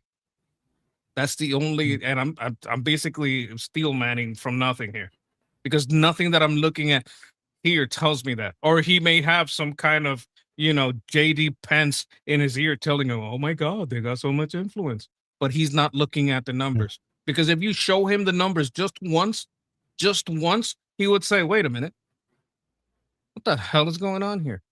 He may not be aware. Maybe. Let's go to a topic that you care about a lot. Oh, before we do that, actually, we got another super chat. Sarah, thank you so much for the super chat saying, Armin June, how are you feeling today, bro? Oh, bro, okay. Love you and Winky. I'm still a bit sick, still recovering, powering through it. Yeah, but I'm trying to recover. I had a lot of sleep last night, so I think that helps. And thank you, Sarah. As far Thank as you I for know, he sharing. accepts prayers. Yes, I accept all your kindness and your concerns. Thank you so much, Sarah. That makes me feel better. Thank you guys. You guys are so sweet. That does actually make me feel better that you guys are this caring. All right, let's see. I haven't gotten sick for a long time. I think maybe I'm overworking. All right, so this is about the photo IDs for elections. Let's listen to this. A lot of people get hurt. So let me put an idea in your head, okay? Because it's so hard to get the Senate to do anything. Now they're on recess. They don't get anything done if they never get the Save America Act done.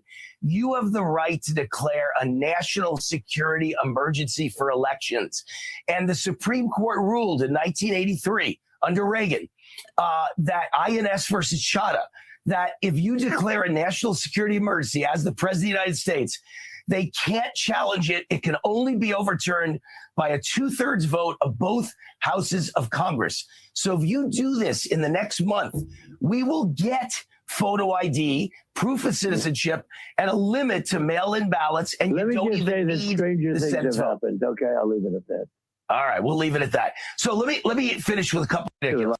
What did you say? What do we leave it at? Hold on, let me see the caption. So the guy is saying you have the right to declare a national security emergency for elections. If you do this in the next month, we will get photo ID, proof of citizenship, and limit to mail-in ballots. Trump is saying, let me just say stranger things have happened. I'll leave it at that. Ooh, monkey. So this is something that he can actually do. This is tickling my funny bone, because I know he can't do it through executive order. But if he can do it like this, oh my God, I would be so happy. It's like I can't. It's indescribable. It's indescribable. Like the amount of I made an article about this for people that don't know, but most of the disenfranchisement that has happened has been to the Black and Latino community, because the Black and Latino community were the ones that turned to Trump. That's where the immigrants were placed. So we're the ones that are getting raped. We're the ones that are getting robbed. We're the ones that are getting disenfranchised. We're the ones that have our services being overloaded. We're the ones that can't, get through in an emergency room because it's full. Like, we suffer the brunt of this illegal immigration. and it's a pattern. It's impossible to call it random. I made an article about this. I went to it scientifically. I had a lot of help from AI. Like, I'll admit it. I don't care. I love AI, but it helped me prove my point. It helped me find all the resources that prove my point, and I wrote out, kind of like the trail of it.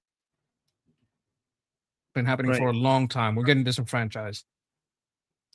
We got it before we go to this recent interview by this Muhammad guy, Abdul guy, Abdul Al Sayed guy, who is basically just won the primaries for Senate. We'll see if he actually wins the general in the midterms. Shana gave us a super chat. Shana is saying, please explain why lobbies are good, actually. Well, I believe in lobbies are a good thing. 2 reasons. First, because it's freedom of speech, right? Every business and industry should be able to have access to be able to speak to the government. Should be able to. So when you use money to be able to advertise for something and get heard more, that's the freedom that you have in the United States, right? So if you are a big industry, you could be a small industry. Like, you could have a small business that is getting hurt by something, and you want to bring it to the attention of your government, and you want to use some of the money that you're making to amplify your voice, right? So that should be something that you are allowed to do, even if you're a small business. Like, if somebody said, like, oh no, you cannot, like, your congressperson is not hearing you, you should not be able to use the money that you make to be able to. So for example, even as an individual, right, I know that an American, if you are a donor to your representative, your email will be taken more seriously than somebody that is not a donor, right? So, like, if I just spend like $19 a month, for example. So, given that I have that knowledge, am I allowed to spend $19 a month on to be able to get my emails taken more seriously? You should be able to. You should have that right, right? So now, what if I get it turn into a bigger business, and I have like a bakery, like with chains of bakeries, and now I'm making more money, and I want to spend more money to, money amplifies your voice, and everywhere, right? So if I'm making more money, I should be able to spend that money to be able to have a louder voice. So it's freedom of speech and freedom of how you spend your money, and there's no way to stop that. At the end of the day, if you make more money, you will be able to find ways to amplify your voice to everybody, including your government. So the way to deal with that is to make it transparent rather than trying to stop it. Because if you try to stop it, you're not going to be able to stop it. You're just going to make it happen in secret. So it's better to allow it, but try to make it transparent, so at least taxpayers are aware of it. But other than allowing it, there is a reason why it's in the benefit of society, is because two things there are two different forces that impacts policy: the ballot and the wallet. And both of them need to be there. And both of them correct the other one where the other one gets it wrong. If it was just a wallet, then people will go ignored. People who don't make money get ignored, right? People will be people who are, the ballot is an equalizer. It's not an absolute equalizer, but it's somewhat of an equalizer, and it shouldn't be a complete equalizer. The ballot makes everybody relevant in policy for being a citizen, right? But if it was just a ballot and if it wasn't the wallet, it would be too much of an equalizer. We need the wallet to also be influential in policy, because whoever has a bigger wallet has also figured out what works, right? So It's a filter. Yes, it's a filter, right? So the average person, it might be thinking short term. The people with industries, with businesses, with investments, With employees. with employees. Yes, they're thinking about the future, the current value of their future cash flows, and they don't support they support the policies that makes their cash flows higher, and that's what makes productivity, that they are generating wealth. So if it was just one lobby group, this might be, for example, if you just focus on one industry or one big company and their lobbying power, that might be destructive, because what's good for their company might not be good for the nation. But if you have all of them, and all of them are trying to support policies that make their cash flows higher, that means that the policies that increases prosperity will have, you know policies that have more of a bias towards bigger cash flows for the highest number of industries will have a better chance of passing, even if the average person is against it. Right? So that means that, because cash flow and profit means productivity, means wealth generation. It's these corporations that are generating wealth. And at the end of the day, what you want for your citizens is wealth generation, to increase the size of the pie. So even though these corporations are self-interested and they think about their own profit and not the society, at the end of the day, if we push for policies that makes them more profitable, all of them on average, it means that more people are getting paid. It means that they get to hire more, they get to pay more people. It means that more customers are getting better services, better goods and services at cheaper prices, and more. So it benefits everybody, because everybody is either a shareholder or an employee or a customer. And when you generate wealth, everyone's well-being increases. So you want to have the ballot to be an equalizer, but you also want to have the power of the wallet to support the policies that maximizes wealth generation in a society. Is a super chat lobbying? Yes, a super chat is technically a lobby. And if a bad person makes an evil super chat, does that mean you're going to change what you think is best for the largest amount of people? No.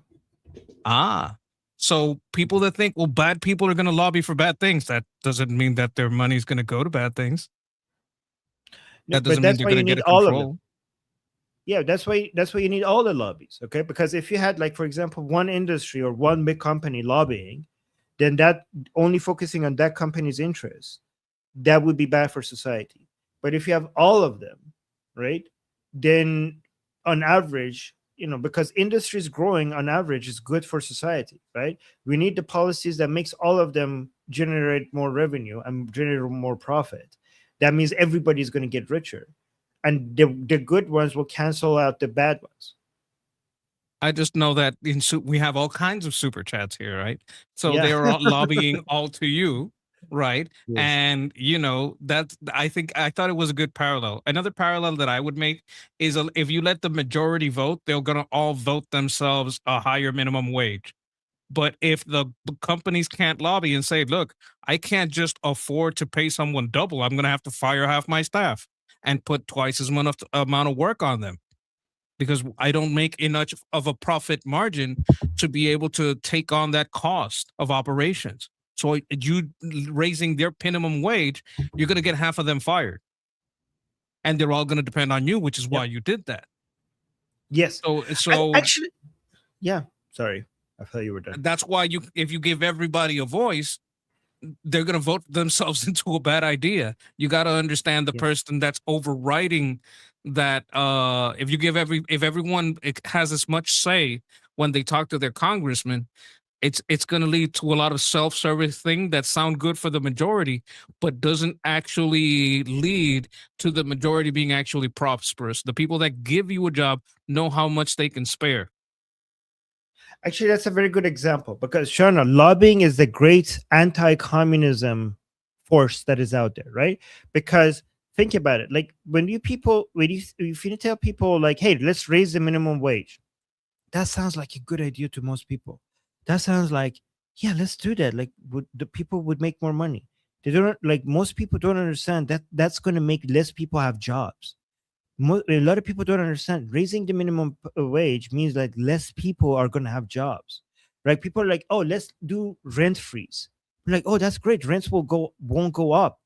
Well, don't you want more people to be able to afford rent? That sounds like great, but they don't understand that if you do have a rent freeze, then owning property is going to be less profitable. So less people are going to invest in properties, and that's going to mean that there's going to be less places available, and that's going to mean that they're going to have a shortage of places to live for people to live in. So Can I people add to that? don't. Yeah, let me make my final point. Like, let me go through all of this and then you come in, right? So a lot of people don't understand these details, but when it comes to winning elections, it's these narratives that they just seem like the right idea, because it's just so simple. Like, you want to support people, then increase their payment, reduce their costs by having rent freeze and higher minimum wage. This is why lobbying is important, because the people who have money know what makes money, what creates prosperity, what generates wealth. So we want a bias towards we want to have the power of the ballot to have somewhat of an equalizer, so the weakest people in our society don't get ignored. But we do want somewhat of a bias towards wealth generating forces in our society, for them to have more than a say than the average. But go on, Mike. Another thing that I was going to point out is that it ignores how property management works. Just because you froze the rent, it didn't freeze how much it costs to repair things. That might increase. It doesn't change how much it costs to have maintenance, repair, all kinds of services that you need to have on a building. That's not going to freeze. You didn't freeze all the things that come with owning a building. Right? Did you freeze Right. the property tax? Because if you freeze the rent and you increase the property tax, like I have to Right. pay more on So property I don't want to tax. get into too much detail of that, so they go on and then we move on to the next bit. But Okay, yes, you're just right. a final word on this. If you increase the property tax but you freeze the rent, you're basically forcing me to sell that house. Yes, exactly. That's the best way of putting it, and that means less supply. Less supply means less people will have housing. It will just fix a short-term fix for a longer-term problem. And then Shauna is saying the Bloods and the Crips of Compton went to the government. Compton went to the government to get help because of how bad their city has degraded. It's literally that bad. Do you Isn't know that who those lobbying people though? are? Isn't that like gangs? That's The gang name. biggest gangs. Yes. They expanded from there to all over the US, but they started there. Mhm. In in California. And it's gotten bad because of the illegal immigrants. Black people are kind of sick of this. This is why what I said before. Like, this is disenfranchising us. Yeah. So, but by the way, guys, lobbying is not that complicated. We have done lobbying, right? So, Susanna, for example, from our team, she managed to get a meeting with like a Senator Adam Smith for the for the MASA Act, and we managed to change his opinion from not being for it to being for it and even sponsoring it, so that we have that in our record for the MASA Act against the Islamic Republic, right? So sometimes lobbies could be really, really big, like in the millions of dollars. It could be something very small. It could be like some students getting together and spending money on doing a demonstration, and getting it on camera and getting it viral on social media, and then using that as a way to contact someone else to get them a meeting with a congressman or woman. That's lobbying. You cannot stop that. And if you have a smaller version of it, then you're going to have bigger versions of it as well, right? And lobbying doesn't Uh, cancel the crowd. We have IDF hater and Jew hater lobbying Armin constantly. They have not swayed Armin into hating Israel at all. Not even a little. I mean, you're talking about this super chat over here. This is a Jew hater over here, and honestly, these people are supporting Israel. I don't know if they know that, Maybe I shouldn't tell them so they keep doing it. But they're supporting Israel by supporting this Zionist, very, very aggressively Zionist channel. So thank you for supporting Zionism. Do you want to read it? Because I think this is about Christianity. So you want to respond to this instead of me, I think, right? Okay. You wanna, I'm not gonna read your name. Says Salam. Why are they so many clips on the internet of Jews in Israel spitting on Christian? No, there aren't any of those clips. You're lying about the so many clips. That's a false statement. I'm on the internet all day. If those clips were there, I'd be seeing Nick Fuentes talk about it, Candace Owens. Like we know our local Jew haters, they'd be all over that. That doesn't exist.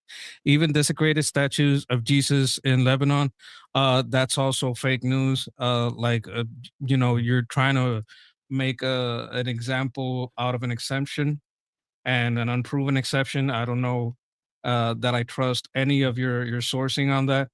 So I absolutely reject that. Why do they believe Jesus is burning in hell in feces?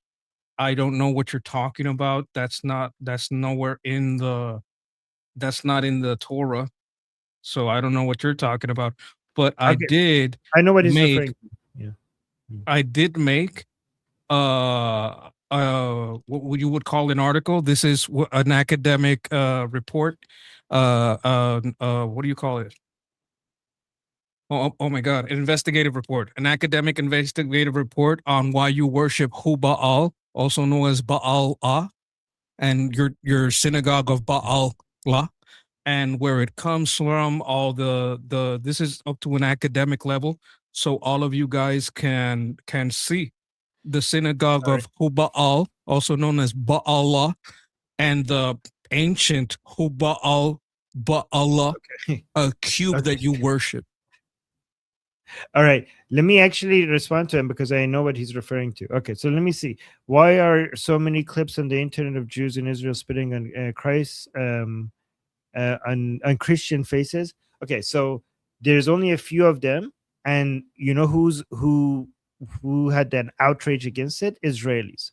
So in fact, this shows how many, this actually demonstrates Israel as a much better place than Muslim countries, because Christians are discriminated against in Muslim countries. And when some rabbis spit in the faces of Christians in Israel, all of Israel united against them. So this is actually, so in Muslim countries, Christians are discriminated against, and is often sanctioned by the government over there.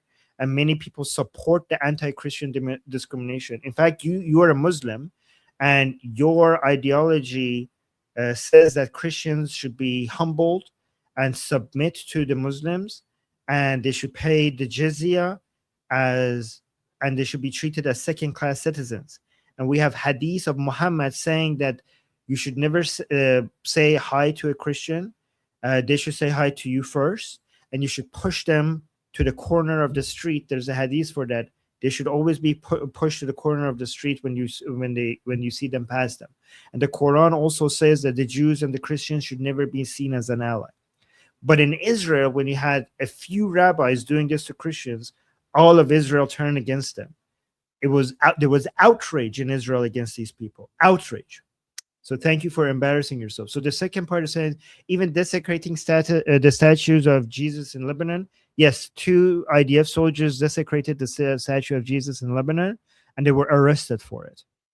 They were arrested for it. Statues of Jesus in Muslim countries are destroyed, and they're not allowed to have the churches in Islamic countries are not allowed to have a statue of Jesus, and any statue of Jesus that was there was destroyed by Muslims, and the state approved it, and Muslims approved it, and it's according to Islam.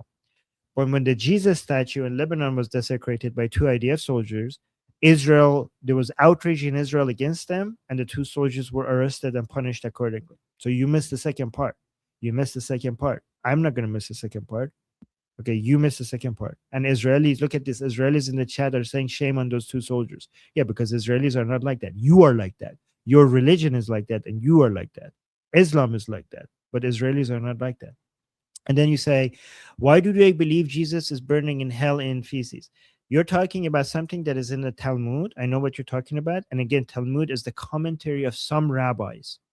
Commentary of some rabbis. It's not in the Torah. You think we don't know our stuff? We know our stuff. You say, why do they believe? Who's they? You're talking about an opinion of one rabbi, and you're trying to generalize it to all of Jews or all of Israel. But we're not going to let you do that. Why do you think that an opinion of one rabbi represents all of Jews or all of Israelis? You see how easily it is, how easy it is for us to humiliate you and show you how full of shit you are. It's so easy for us to do that because we have the facts, and you think we don't. We can't answer you, but we have all the facts. But go on, Linky. Can I ask you a question? I wanted to know about this spitting. I think, was this like some time ago, like for a short period of time? Because I've seen nothing recent, and I've been on top of the Israel-Iran topic for many, many months on end. I've seen nothing recent about this. I had heard of something that happened long ago, but nothing recent. And has anything like that happened recently? Nothing recently. This was a while back ago, and there was huge outrage against it in Israel. Yeah. He's straw manning and nitpicking one occasion where a few people did something. The other thing about the statue, I think, is pretty much vandalism, and they paid the price for it. And one more thing, this thing about the rabbi that said it in the Torah, in the Talmud, in that same Talmud, there's people who say the opposite of him. So it's not like that guy said that thing, so everybody in the Talmud, either doesn't talk about him or that, and that guy hates him. There are people in the Talmud that speak like in the opposite direction. There, yeah, he's rabbi, great guy. Like maybe don't put him as like at the same position that that Christians put it, but I do know because I've heard people talk about it like this is not the opinion of all those rabbis, and the Talmud is basically like r/rabbi. It's like a Reddit for rabbis, but in ancient times they had different opinions and sometimes contradicting opinions. Yeah. So we saw a huge outrage on Israel regarding just the spitting, but Monkey, did you see outrage in the Islamic world when it comes to for example, Muslims in Nigeria killing Christians? So look at this. Look how much you're making a big deal out of a Jesus statue, while Christians' bodies, human lives, are being chopped into pieces by Muslims in Nigeria. So think of, like, let's compare these with each other, right?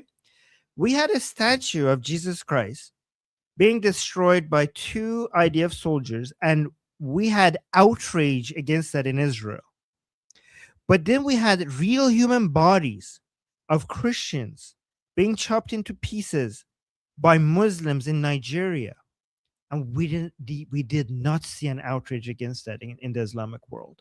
We did not see a Muslim outrage against that in the Islamic world. The Israelis were outraged that some IDF soldiers destroyed the statue, but Muslims around the world were not outraged when Muslims in Nigeria were killing Christians. You're trying to make it a big deal out of a statue being destroyed. You're trying to make Christians anti-Israeli by pointing out a statue, but you ignore the fact that Muslims are killing Christians. You see where your priorities are? Because your priority is not about Christianity and defending Christianity against Israel. You are just anti-Jewish. You are an anti-Jew hater, and you're just trying to mobilize Christians against it. But if anything, if there's any threat against Christians, it's Muslims, it's Islam. It's you guys, it's your people. Nobody kills Christians more than Muslims. Nobody kills Jews more than Muslims. Nobody kills atheists more than Muslims. Nobody kills Muslims more than Muslims.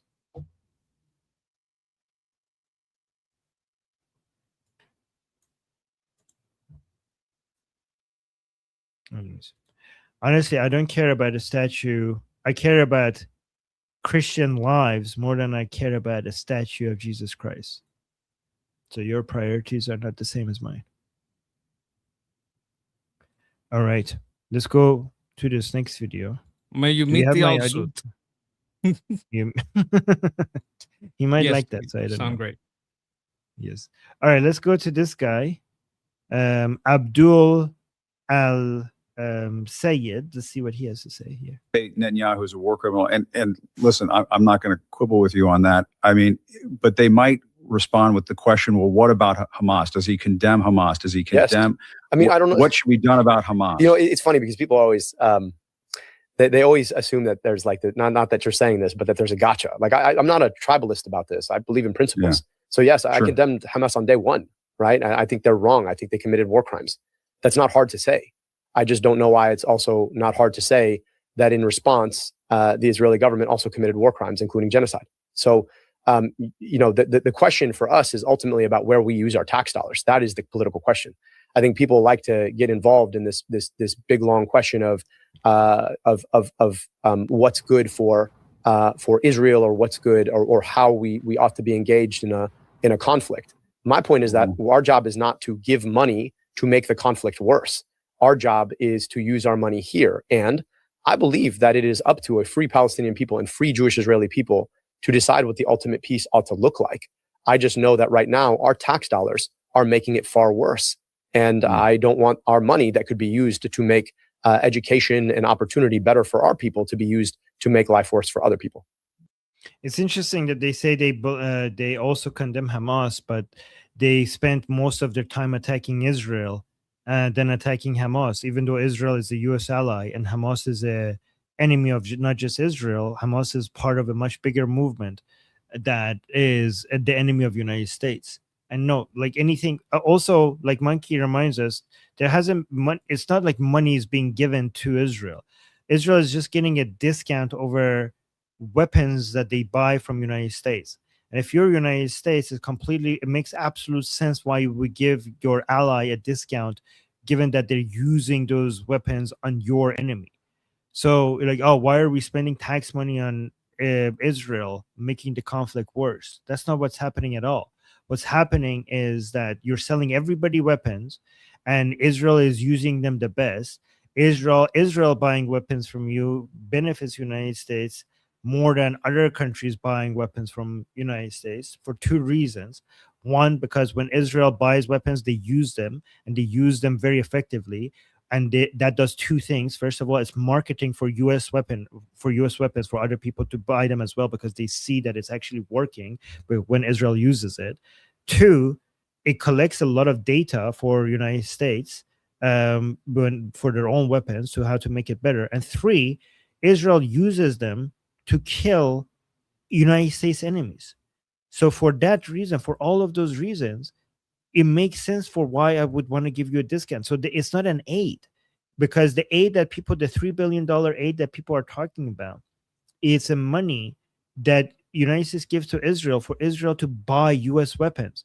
And it's not enough, they use their own money. And honestly, that $3 billion is actually a small portion of the military budget of Israel. It's not like they can't survive without it. And honestly, the political cost of it is so much that maybe it's good to just get rid of it. But even if they get rid of it, to this point, it hasn't been aid. It's just the money that Israel spends on buying U.S. weapons, just a discount. There's a $3 billion discount on it, which actually produces a lot of American jobs. And that discount makes sense as a benefit for United States, because United States is not just selling weapons. It's like if somebody wants to come buy a gun from me just for their own purposes, okay, I'll give them a price. But somebody else who's buying a gun from me to go kill his enemy, who happens to also be my enemy, I'm like, okay, can I give you a discount so you could buy more? That makes absolute sense to do that. Armories give police discounts. Yes. Say that again. Police, people who sell guns, like gun shops, armories, like people who sell guns, they give the police a discount. What do you think that is? It's in their benefit. Yeah. I want the cop to be well armed at home and wherever he goes. There's another point that I would like to add to what you brought up. The intelligence that we gain from Israel is unmatched. This is something that can't be, like, it goes so far over. Like, we know they don't care about the budget, because if they cared, they'd stop all the fraud. That's just flat out. They don't give a damn about the money. If they gave a damn about the money, they stop all the fraud. But they benefit from the fraud, probably getting kickbacks directly. Not this guy because he hasn't been fully elected yet. But like what we benefit just in intelligence makes up for all the cost. The research and development and improvements. Right now, the Israelis are developing a missile that functions with our launch systems that is cheaper and faster to produce than the Patriot PAC-3. So that they don't just help us research and develop, they also do their own developing at a lower cost, and they're not going to lower the cost at the cost of quality because they die. It's a shield. If you make a cheaper shield, you get stabbed. So when they lower cost during the research and development cycle, that is a great help to us. Especially if we work with them on patents and licensing and all that. If we get cheaper Patriot systems because they made a cheaper Patriot and we can work with them on licensing, it is so worth it. Yeah, exactly. Koala Katie with a super chat saying, F Palestine and Hamas. My friend found out her husband died. Oh no. While serving. Oh, I'm so sorry. When she saw a video of his body being dragged by a truck on the news. Oh my God, I'm so sorry. That's horrible. When was this? Is this recent? I'm It's a so terrible sorry. way to find out. Yeah, what the hell? I'm so sorry. This is why in America we try to hide the news, but some people are going to upload it, and that's kind of hard to stop. Yeah, I'm so sorry, Call Katie. I was thinking it was a while ago. Okay. Oh, I'm so sorry. Yeah, these are monsters. And this is why we want to. Yeah, saying it was a while ago. But we have to see the guys. We have to face this evil. We have to see them. This is why I know other channels have different policies, but we have to see. We have to see what we're dealing with. This is a disease that we have to face it. Yeah, I mean, I know saying no, I mean, but this is the policy of this channel. We have our policy is that we don't get rid of the people with the hate. It's a policy of this channel. We don't get rid of them. We face them. That's how we do it over here. And sorry again, Koala Katie. Another thing is that this channel allows channel like mine to work with it, and I will ban a person that gets out of line with me. So this is a bit because it's liberty. It's believed that you on your channel one of these days, Armin may start a show, and when you start a show, I'm gonna watch my words. I'm gonna be very respectful because I'm getting a hint at what your policy is gonna be. Yeah, you know what?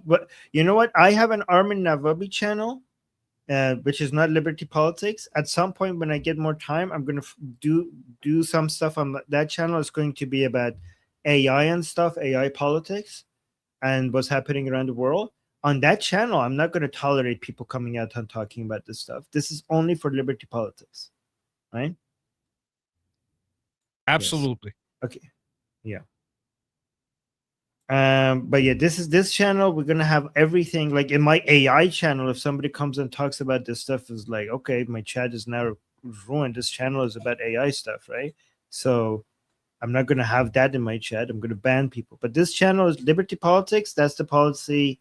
Everybody with every opinion.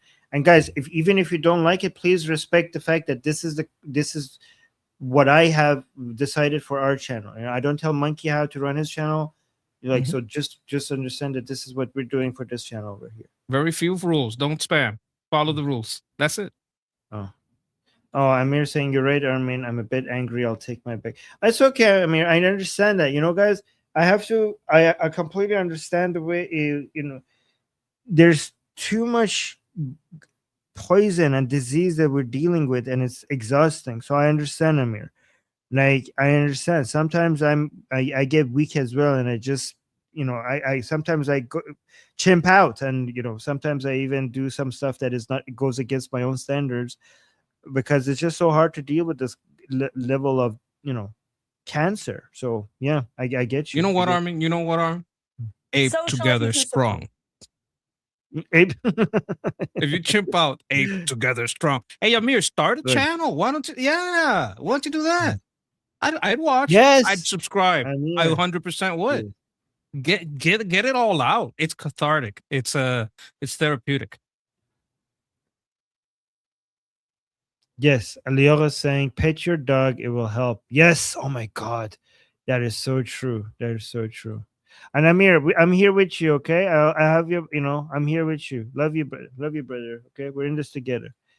Okay, let's watch. Speaking of cancer, let's look at this video about this Abdul guy. These are radical, extreme liberals, socialists, communists, whatever you want to call them, Sean. What matters most is their extreme policy positions. This is no longer the Democrat Party of JFK. Heck, this is not even the Democrat Party of Barack Obama. This is a party that has been totally captivated by these far left extreme liberals who support massively raising your taxes, who support abolishing your police, who support abolishing private prisons, who support reopening our southern border and our nation's borders to illegal alien criminals all over the world.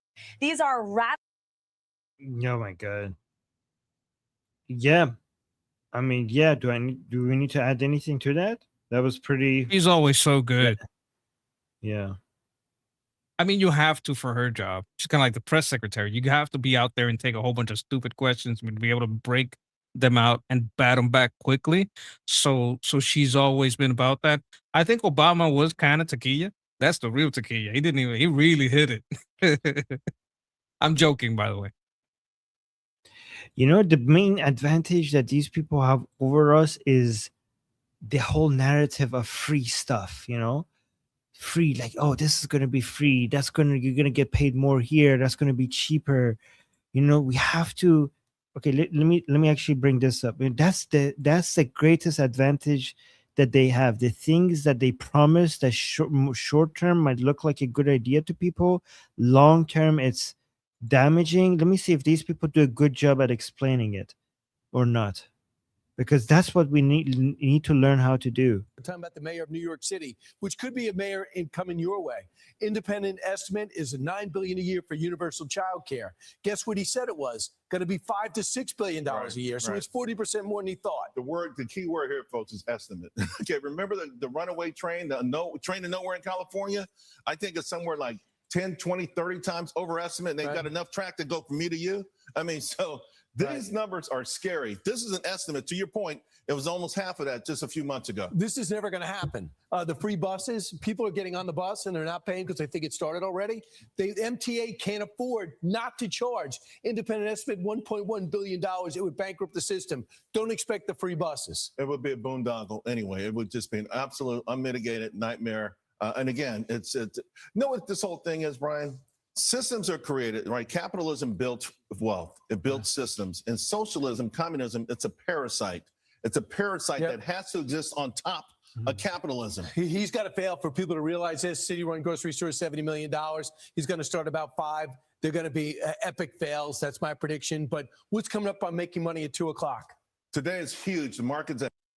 Okay, so honestly, we could do better. Like, this is not as attractive. Hey, do you want more money? Do you want your minimum wage up? Do you want rent freeze? Do you want government run grocery stores that gives you everything at discount? This is not, I mean, I know what they're saying, but it can't compete with that. It needs to be more simple.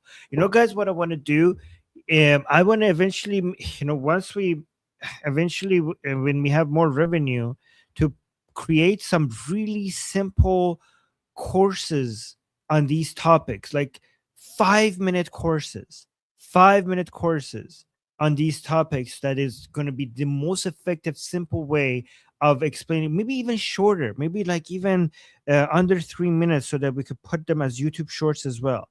3-minute explanations of why communism or socialism fails, with examples.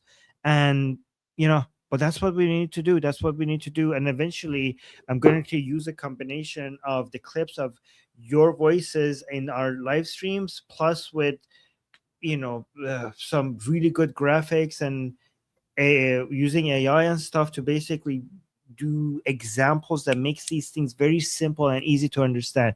Because I don't think a lot of the stuff I say here, people say like, oh yeah, that makes a lot of sense. But we need to turn them into sound bites with some really good design and graphics and turn them into 3-minute videos and put them out there. That's what we need I to got do, a sound because bite. this is not going to work. Go on. This is a leering center. He's making leering centers. Are you going to take your kid to Mandami's daycare? No. What they're going to do is have an enclave of people that are basically taking advantage system, and what they're doing is imitating the Mandami, the leering centers from I think it was Michigan, right? Yeah. When Nick Shirley went and he discovered the leering center, that's what they were doing. They had state-funded childcare. It was no real children were going. They were just claimed. Some people made fraudulent, paperwork of fictional children. They kept the money and kicked the money back up to the state. It's fraud. What they're going to do is fraud. That's what they always do.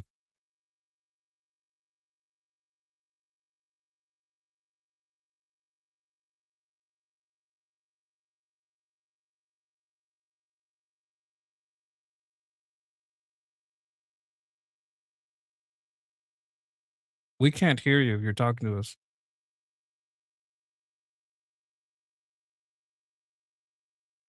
So fix it. Sorry about that. I'm getting a new wire from my microphone. I said I want to make like really quick videos where it clearly explains why wealth generation is what you need to think about, and why wealth redistribution makes everyone poorer. Like a simple, effective explanation. And I think I done a really good job in our streams explaining that, because every time I do it, I see people in the chat like really liking it. So I need to make short videos explaining that. Also, I need to show with examples for why stuff like rent freeze or free stuff creates a shortage of supply, and basically instead of fixing things, it makes the problem bigger in the long term.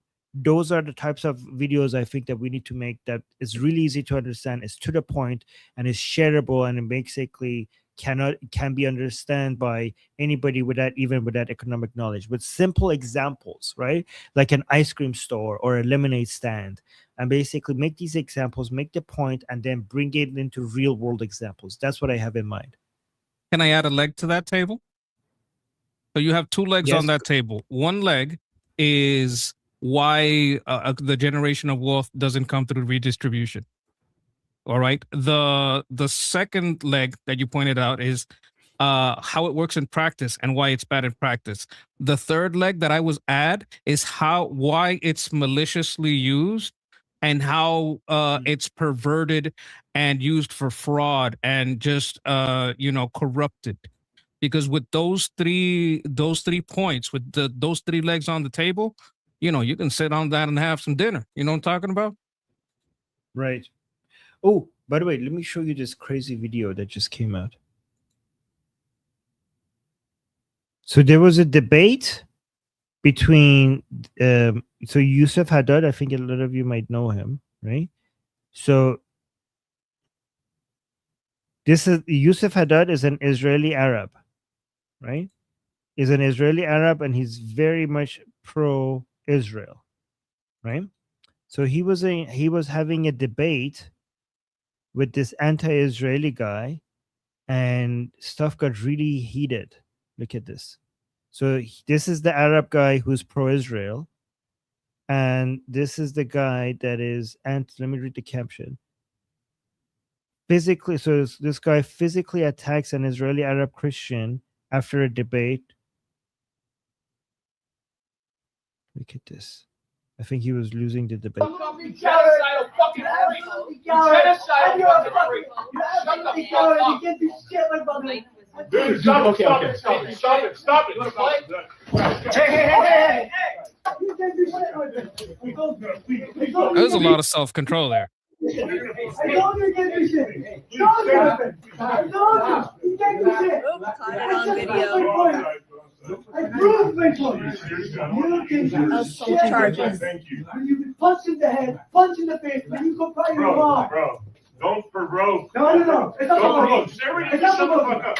You guys get this guy out of here. You guys are provoking. I know. Hey, Yusuf, get out. Get out, Yusuf. Get out. Yusuf, get out. Bye. Bye. Go. I'm not violent like you. You can. Hey, go. Don't provoke. You can do shit. Go. Please, don't provoke. Please. His father doesn't approve the marriage, by the way. His father doesn't approve the marriage.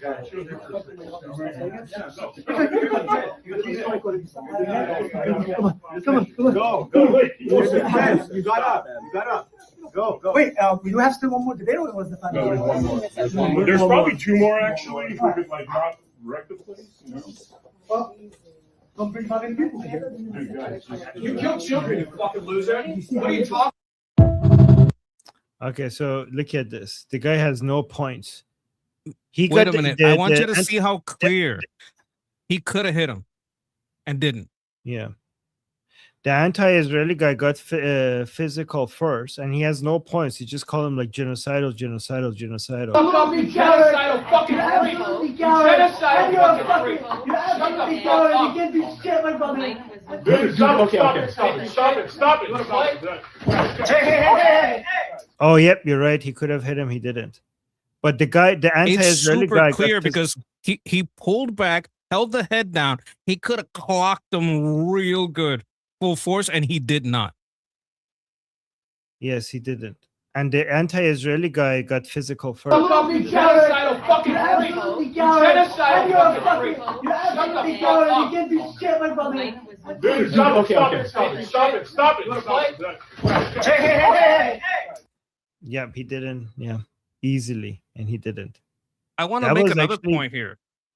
But before you do that, let me talking like a lefty. Genocide.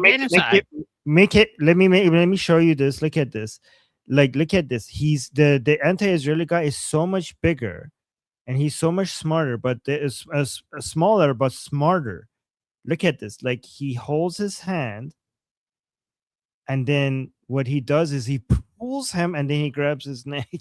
That is very clever. He's very smart. And then he could hit him, but he didn't. Let me show this again. You absolutely coward. You can't do shit, my brother. Dude, stop it. Look, he uses the whole weight of his body, even though he's a bigger guy. He goes forward. He uses the whole weight of his body to pull him to get his head closer to him, and then he grabs his neck. This is a smart guy. He knows what he's doing. Can you slow it down? Dude, stop it. Oh my God, that's pretty smart. Do you know why that happens? Oh my God. If you slow it down, you could see that because of where he has his legs, right? Most of his weight is in front of him. So there's no way that his legs are going to keep him from falling forward because the strongest leverage point is the edge of the table. That's just simple physics. Because of the simple physics of where his legs are and his weight at the top of his body, if you pull him, he's going to fall forward. Like this is very simple physics.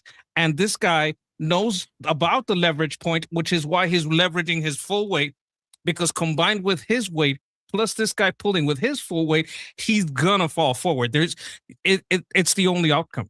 It's a little brilliant, I would say. Yeah, and look at him fully, like his head is down, his fist is above his head. He's about like he. This is the part that he could have hit him and he didn't. But this is really embarrassing, by the way, that he did that. Can you play it slow with the little wheel? Oh my God, I love this. Wait, hold on. Let me actually see. It actually got worse outside. Oh my God. I have a video that it got worse when they went outside. I want to see if it's playable on YouTube. Oh, it gets a lot worse. Hold on. Let me see. Is this playable? Another thing is this guy has sneakers. The other guy has dress shoes. If you look at it, he's bound to slip. There's no way he could do anything but slip. Okay. So let's look at this video here. If he hits me. Dude, stop. Hey. Okay. So if you guys didn't hear, Yosef Haddad was attacked in Sean Kelly's studio, the same studio that I was in when I did my 1 versus 10 like a couple weeks ago or so. And exactly like the Palestinians, they attack first, and then when they lose, they cried victim and somehow try to change the narrative that he was the first attacker, even though we all see on video that that's not the case. Here's how it started. Fuck up each other, fucking freak. Dude, stop it. So I'm not sure how Def Noodles, as this guy right here, was the one to grab Yosef's hand, but he's the one that ends up getting out-muscled and pulled down across the table. Anyways, they then follow him outside, where this guy with the weird haircut ends up harassing Emily, who's Yosef's wife. That's your husband? That's your husband, right? That's your husband. Wait, that's which what? That is that Emily Schrader? That's your husband, right? Wait, is that Emily Schrader? I have no idea.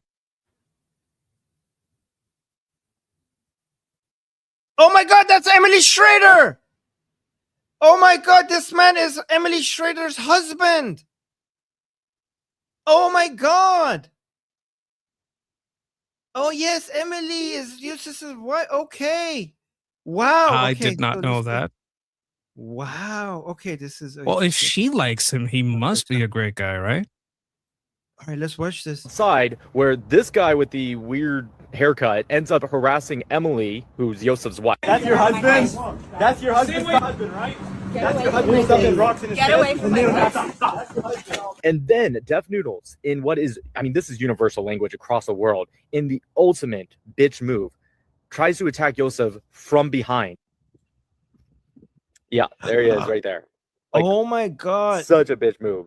And of What? course, Yosef. This is the second time he got humiliated. First time he attacked. Second time again he's the first to attack. And he still, guys, this guy is Palestine. This guy is Palestine. So it's like, so Yusuf is Israel. Israel is not attacking, but they attack first and they defend themselves very effectively every single time. And then still they're the victim. Look at this. So just like Palestine, they attack first, they get humiliated in a fight, but somehow they're still the victim. And look at this, they're attacking from the back. Yeah, there he is right there. Like, such a bitch move. And of still got course, humiliated. Yosef responds and attacks him back, defending himself.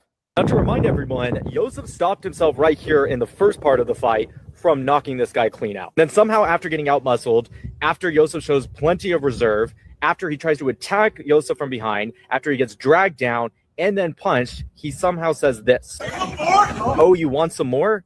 More what? You're losing. Yosef didn't want to fight, as he said right here. I'm talking about losing just your composure, the narrative. You look insane right now. And this weird haircut kid says, all they do is attack. Dude, you act like you're not actively filming right now. Like you're not holding a camera in your hand, and we haven't all seen the video from the first part when Yosef was first attacked and the second part when Yosef was attacked from behind and then he responds. You guys are like the epitome of Palestinians. And then you have this fucking ogre trying to step in after his boy gets rocked and he realizes, oh, I guess I'll step in now to a fight that wasn't even your proposed fight. Another universal language, by the way, ultimate bitch move. It's not up to you. First off, Yosef doesn't want to fight. You guys look insane. But even if the fight did happen and Yosef agreed to it, what the fuck are you stepping in for? Also, just so you guys know, this guy, you guys know. Ivrit. It wasn't called Hebrew. It was called Ivrit.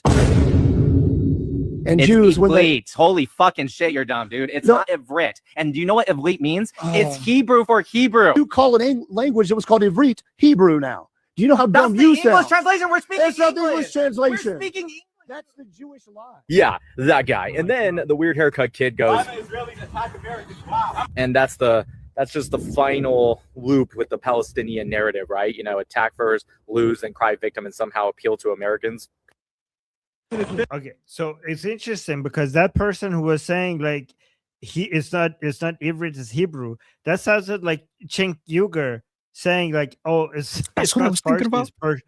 It's not Farsi, it's Persian. What the heck? No, he was saying it's Okay. not Persian. It's Farsi.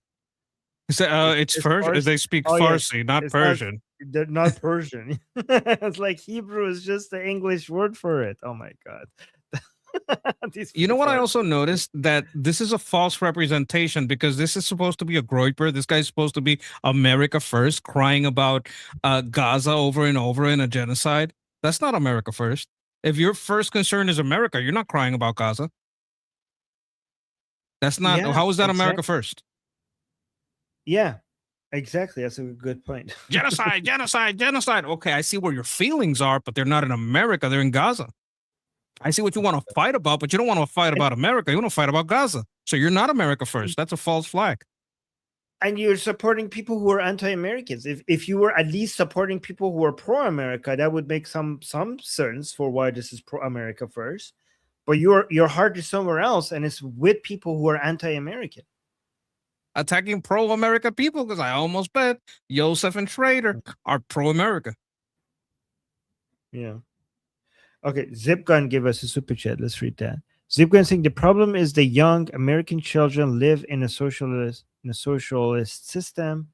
Parents take care of everything. My grandparents sold clothes on the streets. My mom worked in a shirt factory as a child. Oh wow. Wow, that's a quite a childhood, Zipgun. I'm glad you survived all of that. I'll agree to an extent. When you drop your kids off at school, school has been taken over. Sometimes private and public.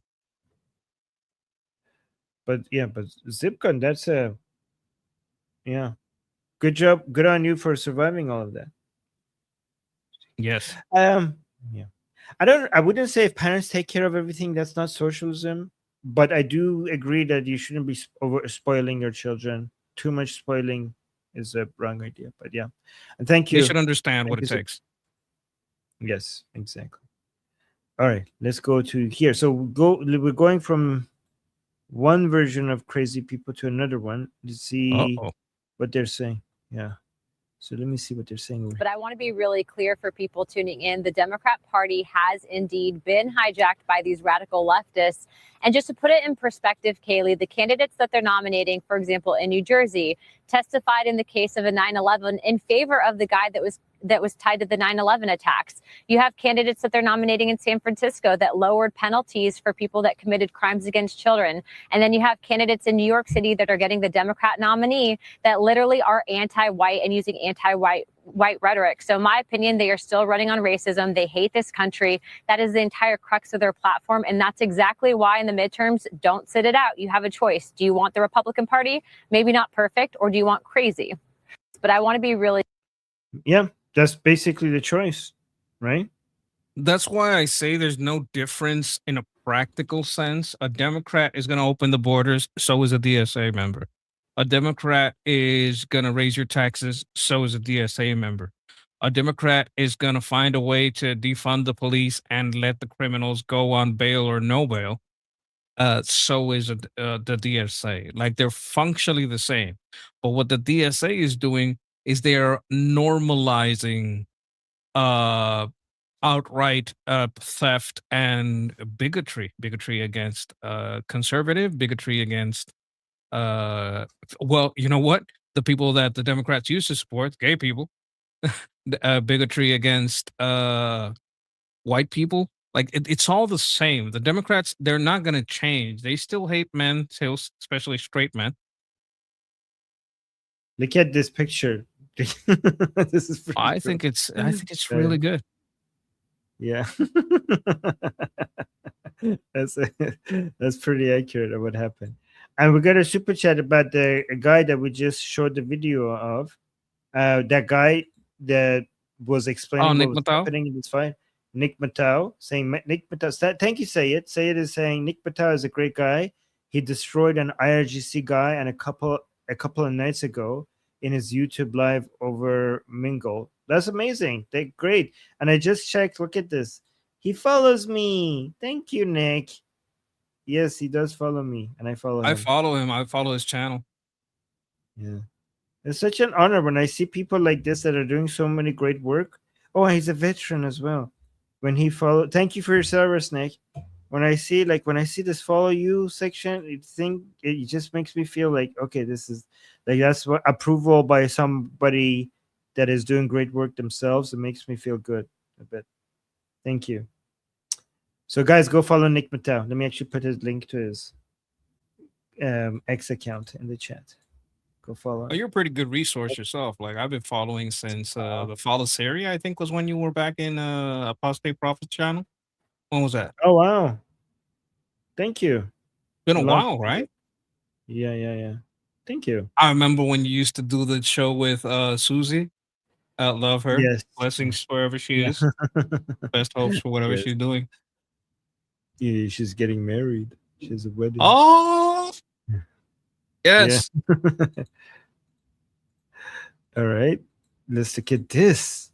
Wow. What is this? This is Ma'am Dunny posted this. I have no idea what we're about to watch, but it got 209,000 likes, 10 million views. Just came out yesterday. So it must be important. Let's see what he has to say. Special delivery. It looks like an Amazon delivery. And it drives like an Amazon delivery. Then it's an Amazon delivery. Amazon is spending millions of dollars to convince you that this isn't an Amazon delivery. But all you have to do is see for yourself. My uniform says Amazon. If I don't wear this Amazon branded vest, disciplinary action will be taken against us. The workers' routes and hours are set by Amazon. So why isn't Amazon responsible for these vans? Because Amazon and other corporations have built a vast network of subcontractors That shield them from responsibility. Amazon tells these subcontractors where to drive, Who to hire and what hours to work. I do all the work that makes Amazon all the money. This is why I'm proud to support. Wait, isn't it? It's their company. You like shouldn't they be able to decide that? I don't get it. Let me see what the rest. Wait a minute. You don't even do the work of delivery unless someone buys a product. So you don't do all the work. The people who created the thing that's being bought did the work. Like I don't understand. It's their company, and you're working for them, and they're deciding what you do, and you're upset about it. Well, you know there's an option of not working for them, right? You know you could go get another job, right? If you don't like that, you know you have that freedom to be like, oh, okay, I don't like your conditions. Bye. Like, oh, like wait, let me see the complaint again. I can't understand the entitlement. Hold on, what the hell? Convince you that this isn't an Amazon delivery. But all you have to do is see for yourself. They're not trying to convince you that this is an Amazon delivery. They're actually, with all the Amazon labels, they're trying to convince you that it is an Amazon delivery. What are you talking about? My uniform says Amazon. If I don't wear this This is, if you keep complaining, this is why they're going to go for robots and AI. If you guys, because last time I checked, AI and robots don't complain about these things. Amazon branded vest, disciplinary action will be taken against us. The workers' routes and if I don't wear the uniform, disciplinary action will be taken against us. Like, does the police confirm that they have to wear a uniform? Does a McDonald's employee complain that they have to wear their uniform? What is it? Yes, you're supposed to. They pay you money to act in a certain way, and if you don't act in the way that you're supposed to because they're paying you money, they will discipline you, and if you don't like it, you could go get a different job. hours are set by Amazon. So why isn't it? Like, our hours are set by Amazon. Yeah, okay. Amazon. So why isn't Amazon responsible for these vans? Because Amazon and other corporations have built a vast network of subcontractors That shield them from responsibility. Amazon tells these subcontractors where to drive, Who to hire and what hours to Wait a work. minute. Stop it I for a do all second. the work. How does that shield the subcontractor from responsibility? They're still responsible, aren't they? What does that have to do with anything? I don't know. Like, if you're gonna fix my air conditioning and you bring your own tools and you fix my aircon, then like I say I'm asking you to use your tools in the way that I want you to, and I'll pay you for it. If you don't like it, then you go like, yeah, I'm not going to show up. I don't like your terms. I don't like the way you're telling me what to do. So I'm not going to show up and fix your aircon. That's your choice not to show up. Nobody's forcing you to do this job. I think I have a closer example. You know that Samsung makes some air conditioners, right? Okay, Samsung makes an air conditioner. They subcontract a company to install because they don't do installings; they just make them. Okay, so I'm subcontracting Joe Blow's air conditioning installing. They're a registered installer, right? They may wear the uniform, but this is a subcontract. If something happens to me in the job, I can't sue Samsung. I have to sue the subcontractor who's supervising me on the job. It's not like You know what? responsibility. It's just not Samsung's problem. It's a I made a mistake. subcontractor's problem.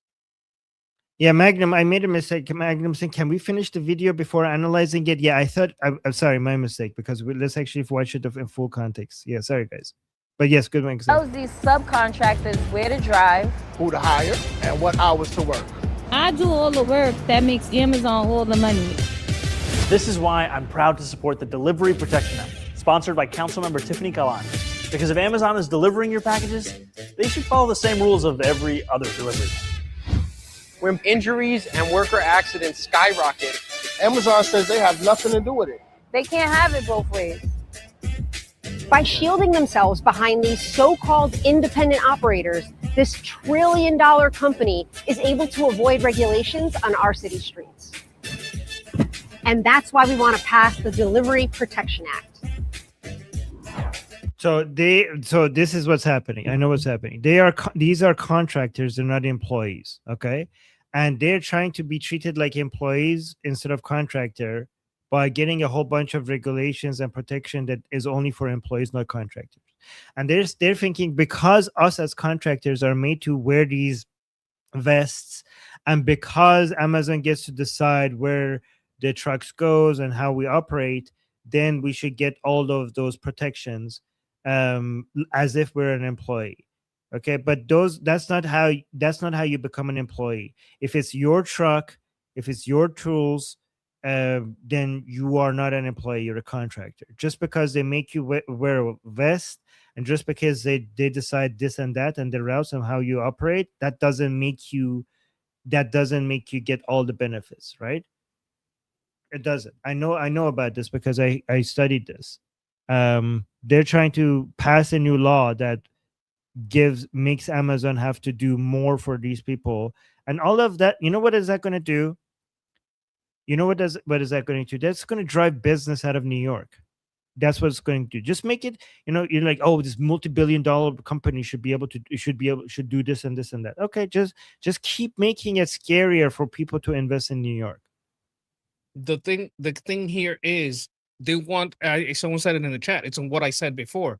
If the subcontractor hurts the employee, that's like I use the Samsung set. Like if the air conditioner falls on the employee because the subcontractor didn't tell the employee properly how to do the stuff or didn't supervise properly, didn't send enough people to do the job, the subcontractor can still get sued.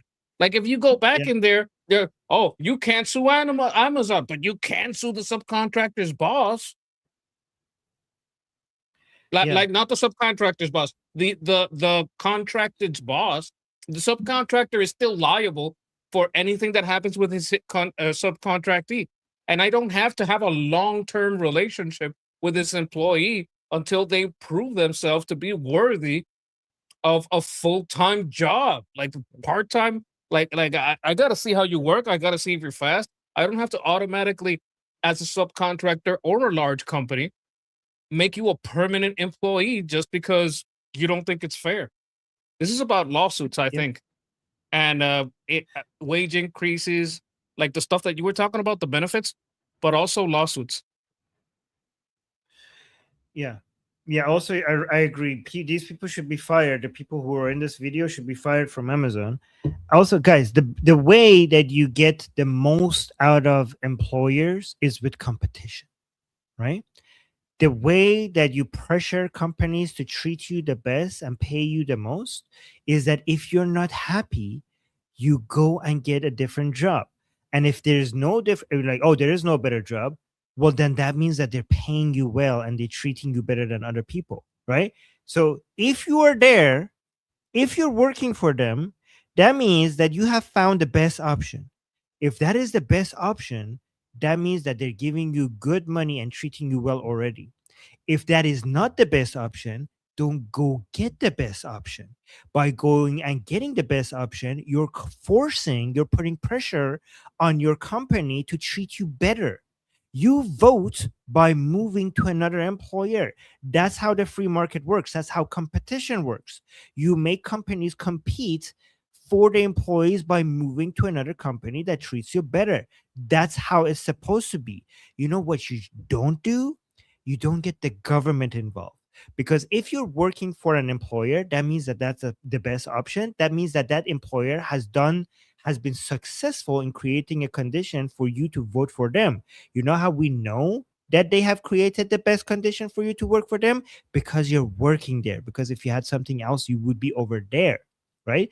Then because you know that they're already doing the best and there's no other option, no better option, and that's why you're working there, instead of playing fair, you're now trying to get the laws to force the companies, private companies, to do something that is not as profitable, that is not based on competition, that is not based on a free and fair competition between private companies. You're getting the government to come and mess with the balance of supply and demand and make companies do something that is not the most efficient way to generate the highest amount of wealth.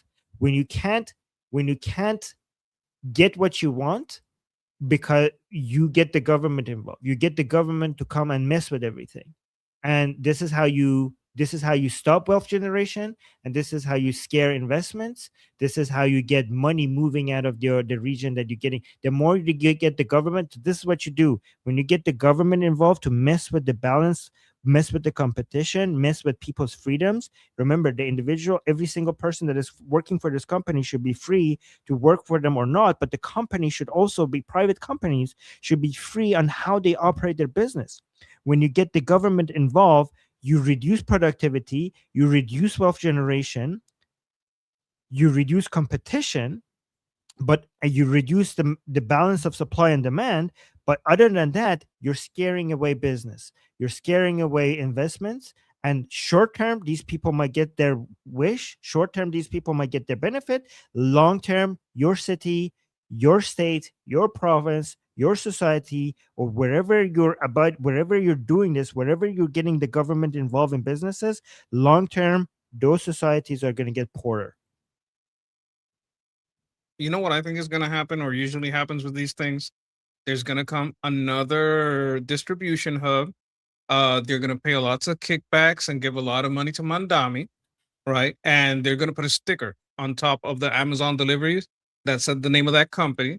But because they paid the kickbacks to Mandami and they did whatever Mandami wanted, and they added that little sticker, oh, it was delivered by someone else, and that somebody did meet the requirements, even though they treat you worse than the Amazon subcontractors you had before and pay you less. This is a shakedown. Yeah. This over reliance on government to come fix things is something so toxic. So toxic. This is not what the government is supposed to be about. The government is supposed to be about providing you safety and security. That is the role of government. Everything else we should go for maximum freedom and maximum liberty.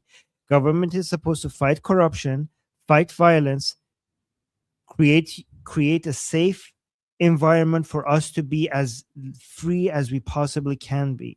This micromanagement of business is something so toxic, and it's just, the problem with it is that it's just so attractive. Like, people like it, like, oh, the government's going to come do this, and like, this is people not taking the responsibility to sit. Guys, making a society work is not just the responsibility of your government, is the responsibility of citizens as well. Stop creating a nanny state. You can't get the government involved with everything that is going wrong in your life. You can't get the government involved in everything. This is something that you have to fix. You have to get control over your life. You have to work harder. You have to take responsibility of making your society better. Stop getting the government involved. This is what they call it, a nanny state. What are you gonna like? What do you want? You want the government to come, tuck you in at night, kiss you, sing you a lullaby, and kiss you good night? Like, what do you want? What is this? This is so I dangerous. look. I live on a small island between the Caribbean, the Atlantic, and the Bermuda Triangle. It's 100 miles by 35-mile little rectangle. The fact that I can get almost anything from anywhere on Earth delivered here in about a week is a miracle, something we never had before. I know a lot of people like, oh, up there, yeah, it's like USPS. No, no, no. It's not the same thing. It's not the same thing. Like what they do is basically miraculous, and they're basically connecting buyers with seller, and the service is a good service, right? There is some labor there, but the most of the work is done in the warehouses that they have constructed all over the earth. Basically, there's warehouses almost in every state. There's a bunch of warehouses where they're basically transferring from themselves to themselves. Like they do most of the shipping work. Do they subcontract some people? Sure. But I guarantee you, if those hubs left those cities, their employment will go down drastically. And the people that work there, they'd be pretty angry. Like, this is, I love Amazon. Amazon is a blessing for my island. And I hate that this privileged, entitled piece of shit wants to fuck with my deliveries.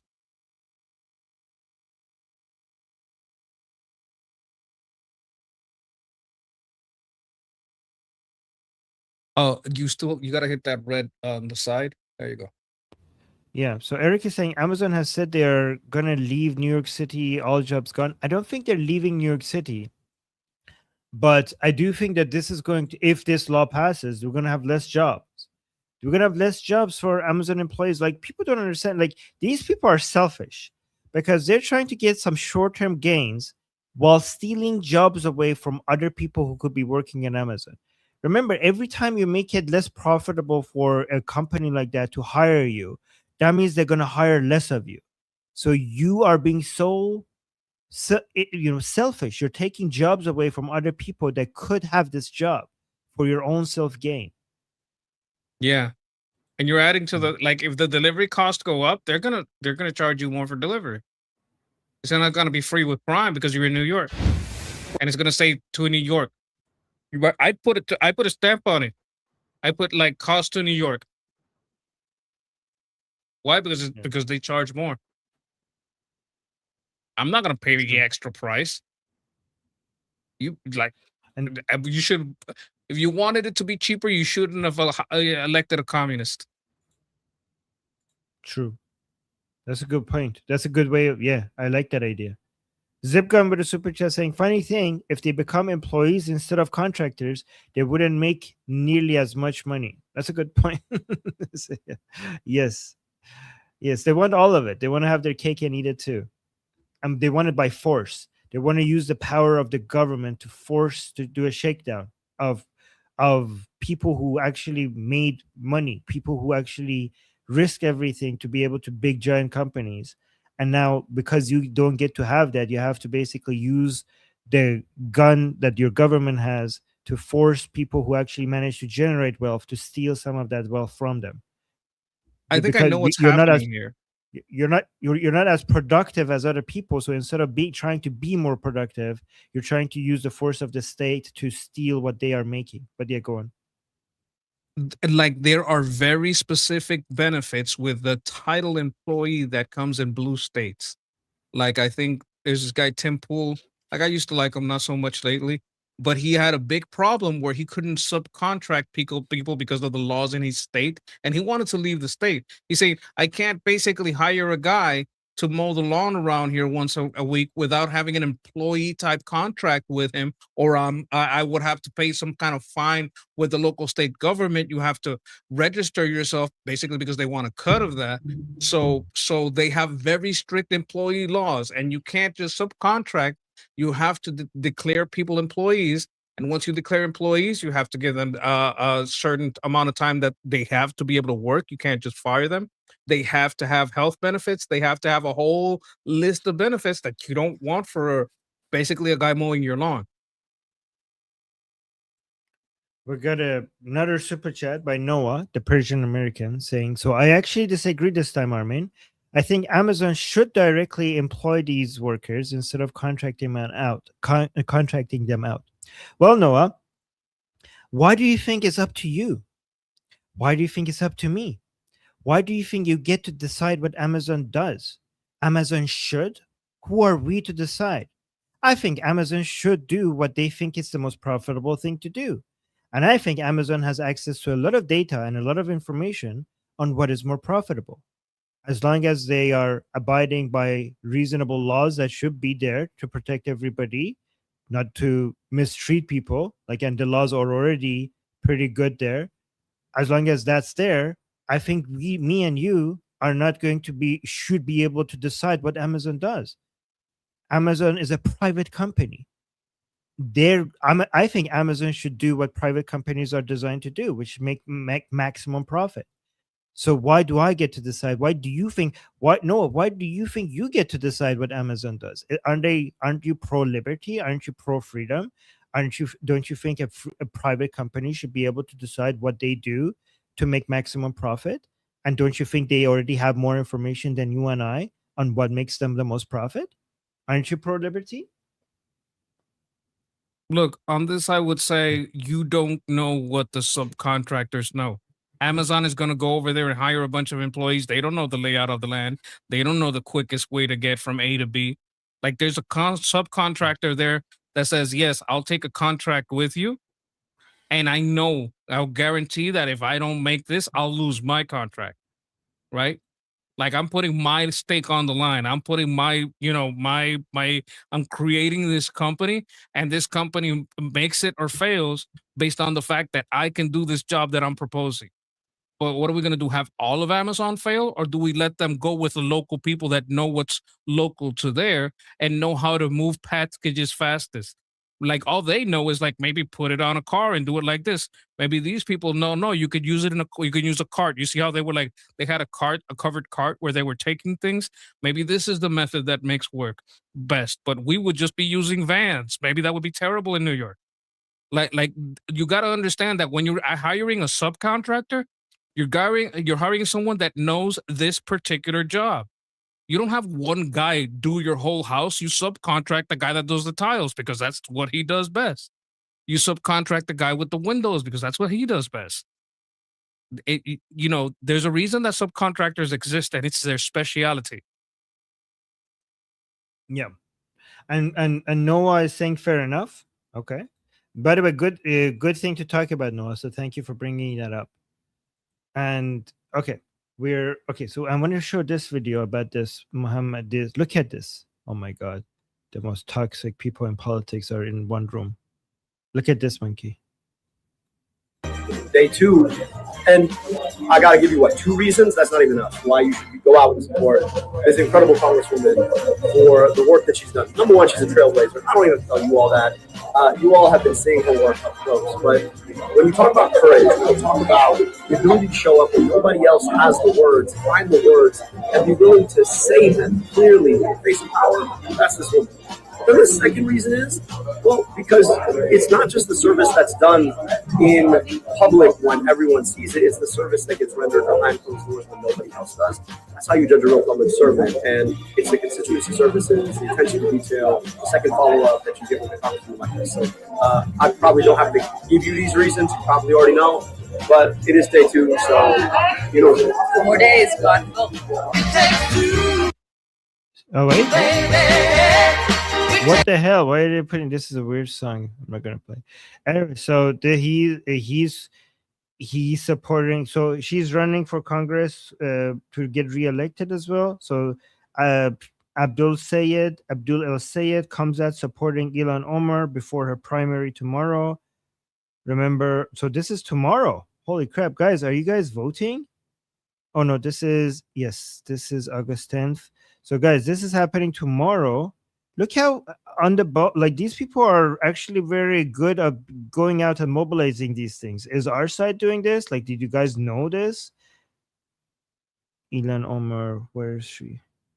Like, is our side careful? Like, you have, Mike, you know more about this. Like, do people on our side know that there's a primary? I don't know who she's. Primary is tomorrow. I don't know who she's going against. I don't. She might be running unopposed. Like this is probably within the party.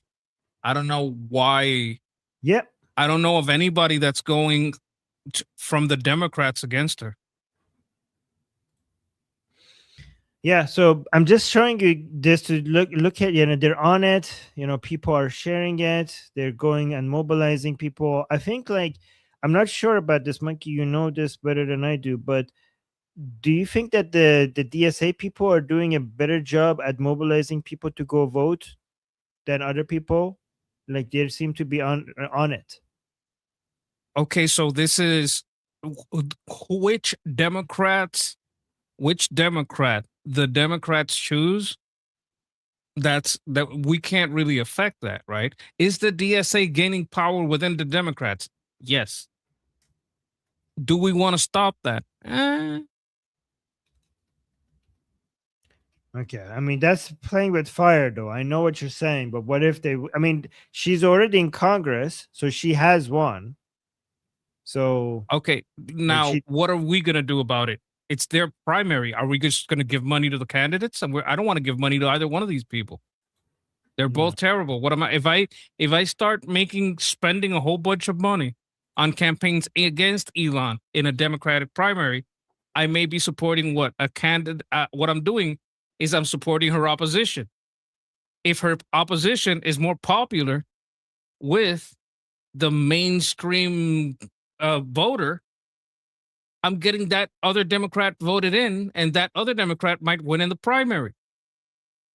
So better I just wash my hands of it. Let them fight it out. That's not. It's like I'm watching two retards fighting. I'm not gonna get in the middle of that. Let them smack each other around. But we need whoever wins wins. So we need to pay attention to when this is going to happen. Like, we need to pay attention to the time, like when the general comes, right? Like, then we need to be on it, right? Oh yes. Yeah. That's the time to bring up her record. That's the time to bring up her fraud. That's the time to bring up her association with this, at the last second, he doesn't support Hamas, but you could probably find a whole bunch of videos of him supporting them because that's one of the things that was out there. Let them fight, right? After that, for the primaries, that's where my focus is. All right, we got a super chat. Elite02K saying, how do you see the uprise of Durkheim in Michigan? So I just looked this up. Michigan holds the highest proportional Muslim population of any U.S. state, estimated at nearly 250,000 residents as of recent demographic surveys. Demographic concentration is strongest in Wayne County, where cities like Dearborn and Hamtramck have, I don't know if I'm pronouncing that right, have massive Muslim representatives. Okay, let me make sure I get this pronunciation right. Hamtramck became the first U.S. city with an all-Muslim city council and mayor following elections of November 2021. Religious infrastructure has expanded rapidly, growing to over 127 active mosques and major facilities like the Islamic Center of America. High voter turnout and civic organizing have turned Michigan's Muslim community into a central voting bloc in state and national politics. Wow. Okay. You want to know a little bit about this fight that they're having? Yeah. Ilhan Omar has 4 Democratic candidates for primary opponents. Julie Trang Lee, that's another Democrat. Bena A. McKenzie, that's another Democrat. Latonya T. Reeves, that's another Democrat. And Nate Schluter, another Democrat. So I don't know if I'm gonna, like, what am I supposed to do here? If I make ads against her in a primary that I'm not even in, that's their Democratic stuff. Like, what I should be doing is looking at the candidates on the Republican side, finding the one that's the most has the best possibility of winning, and funding that guy.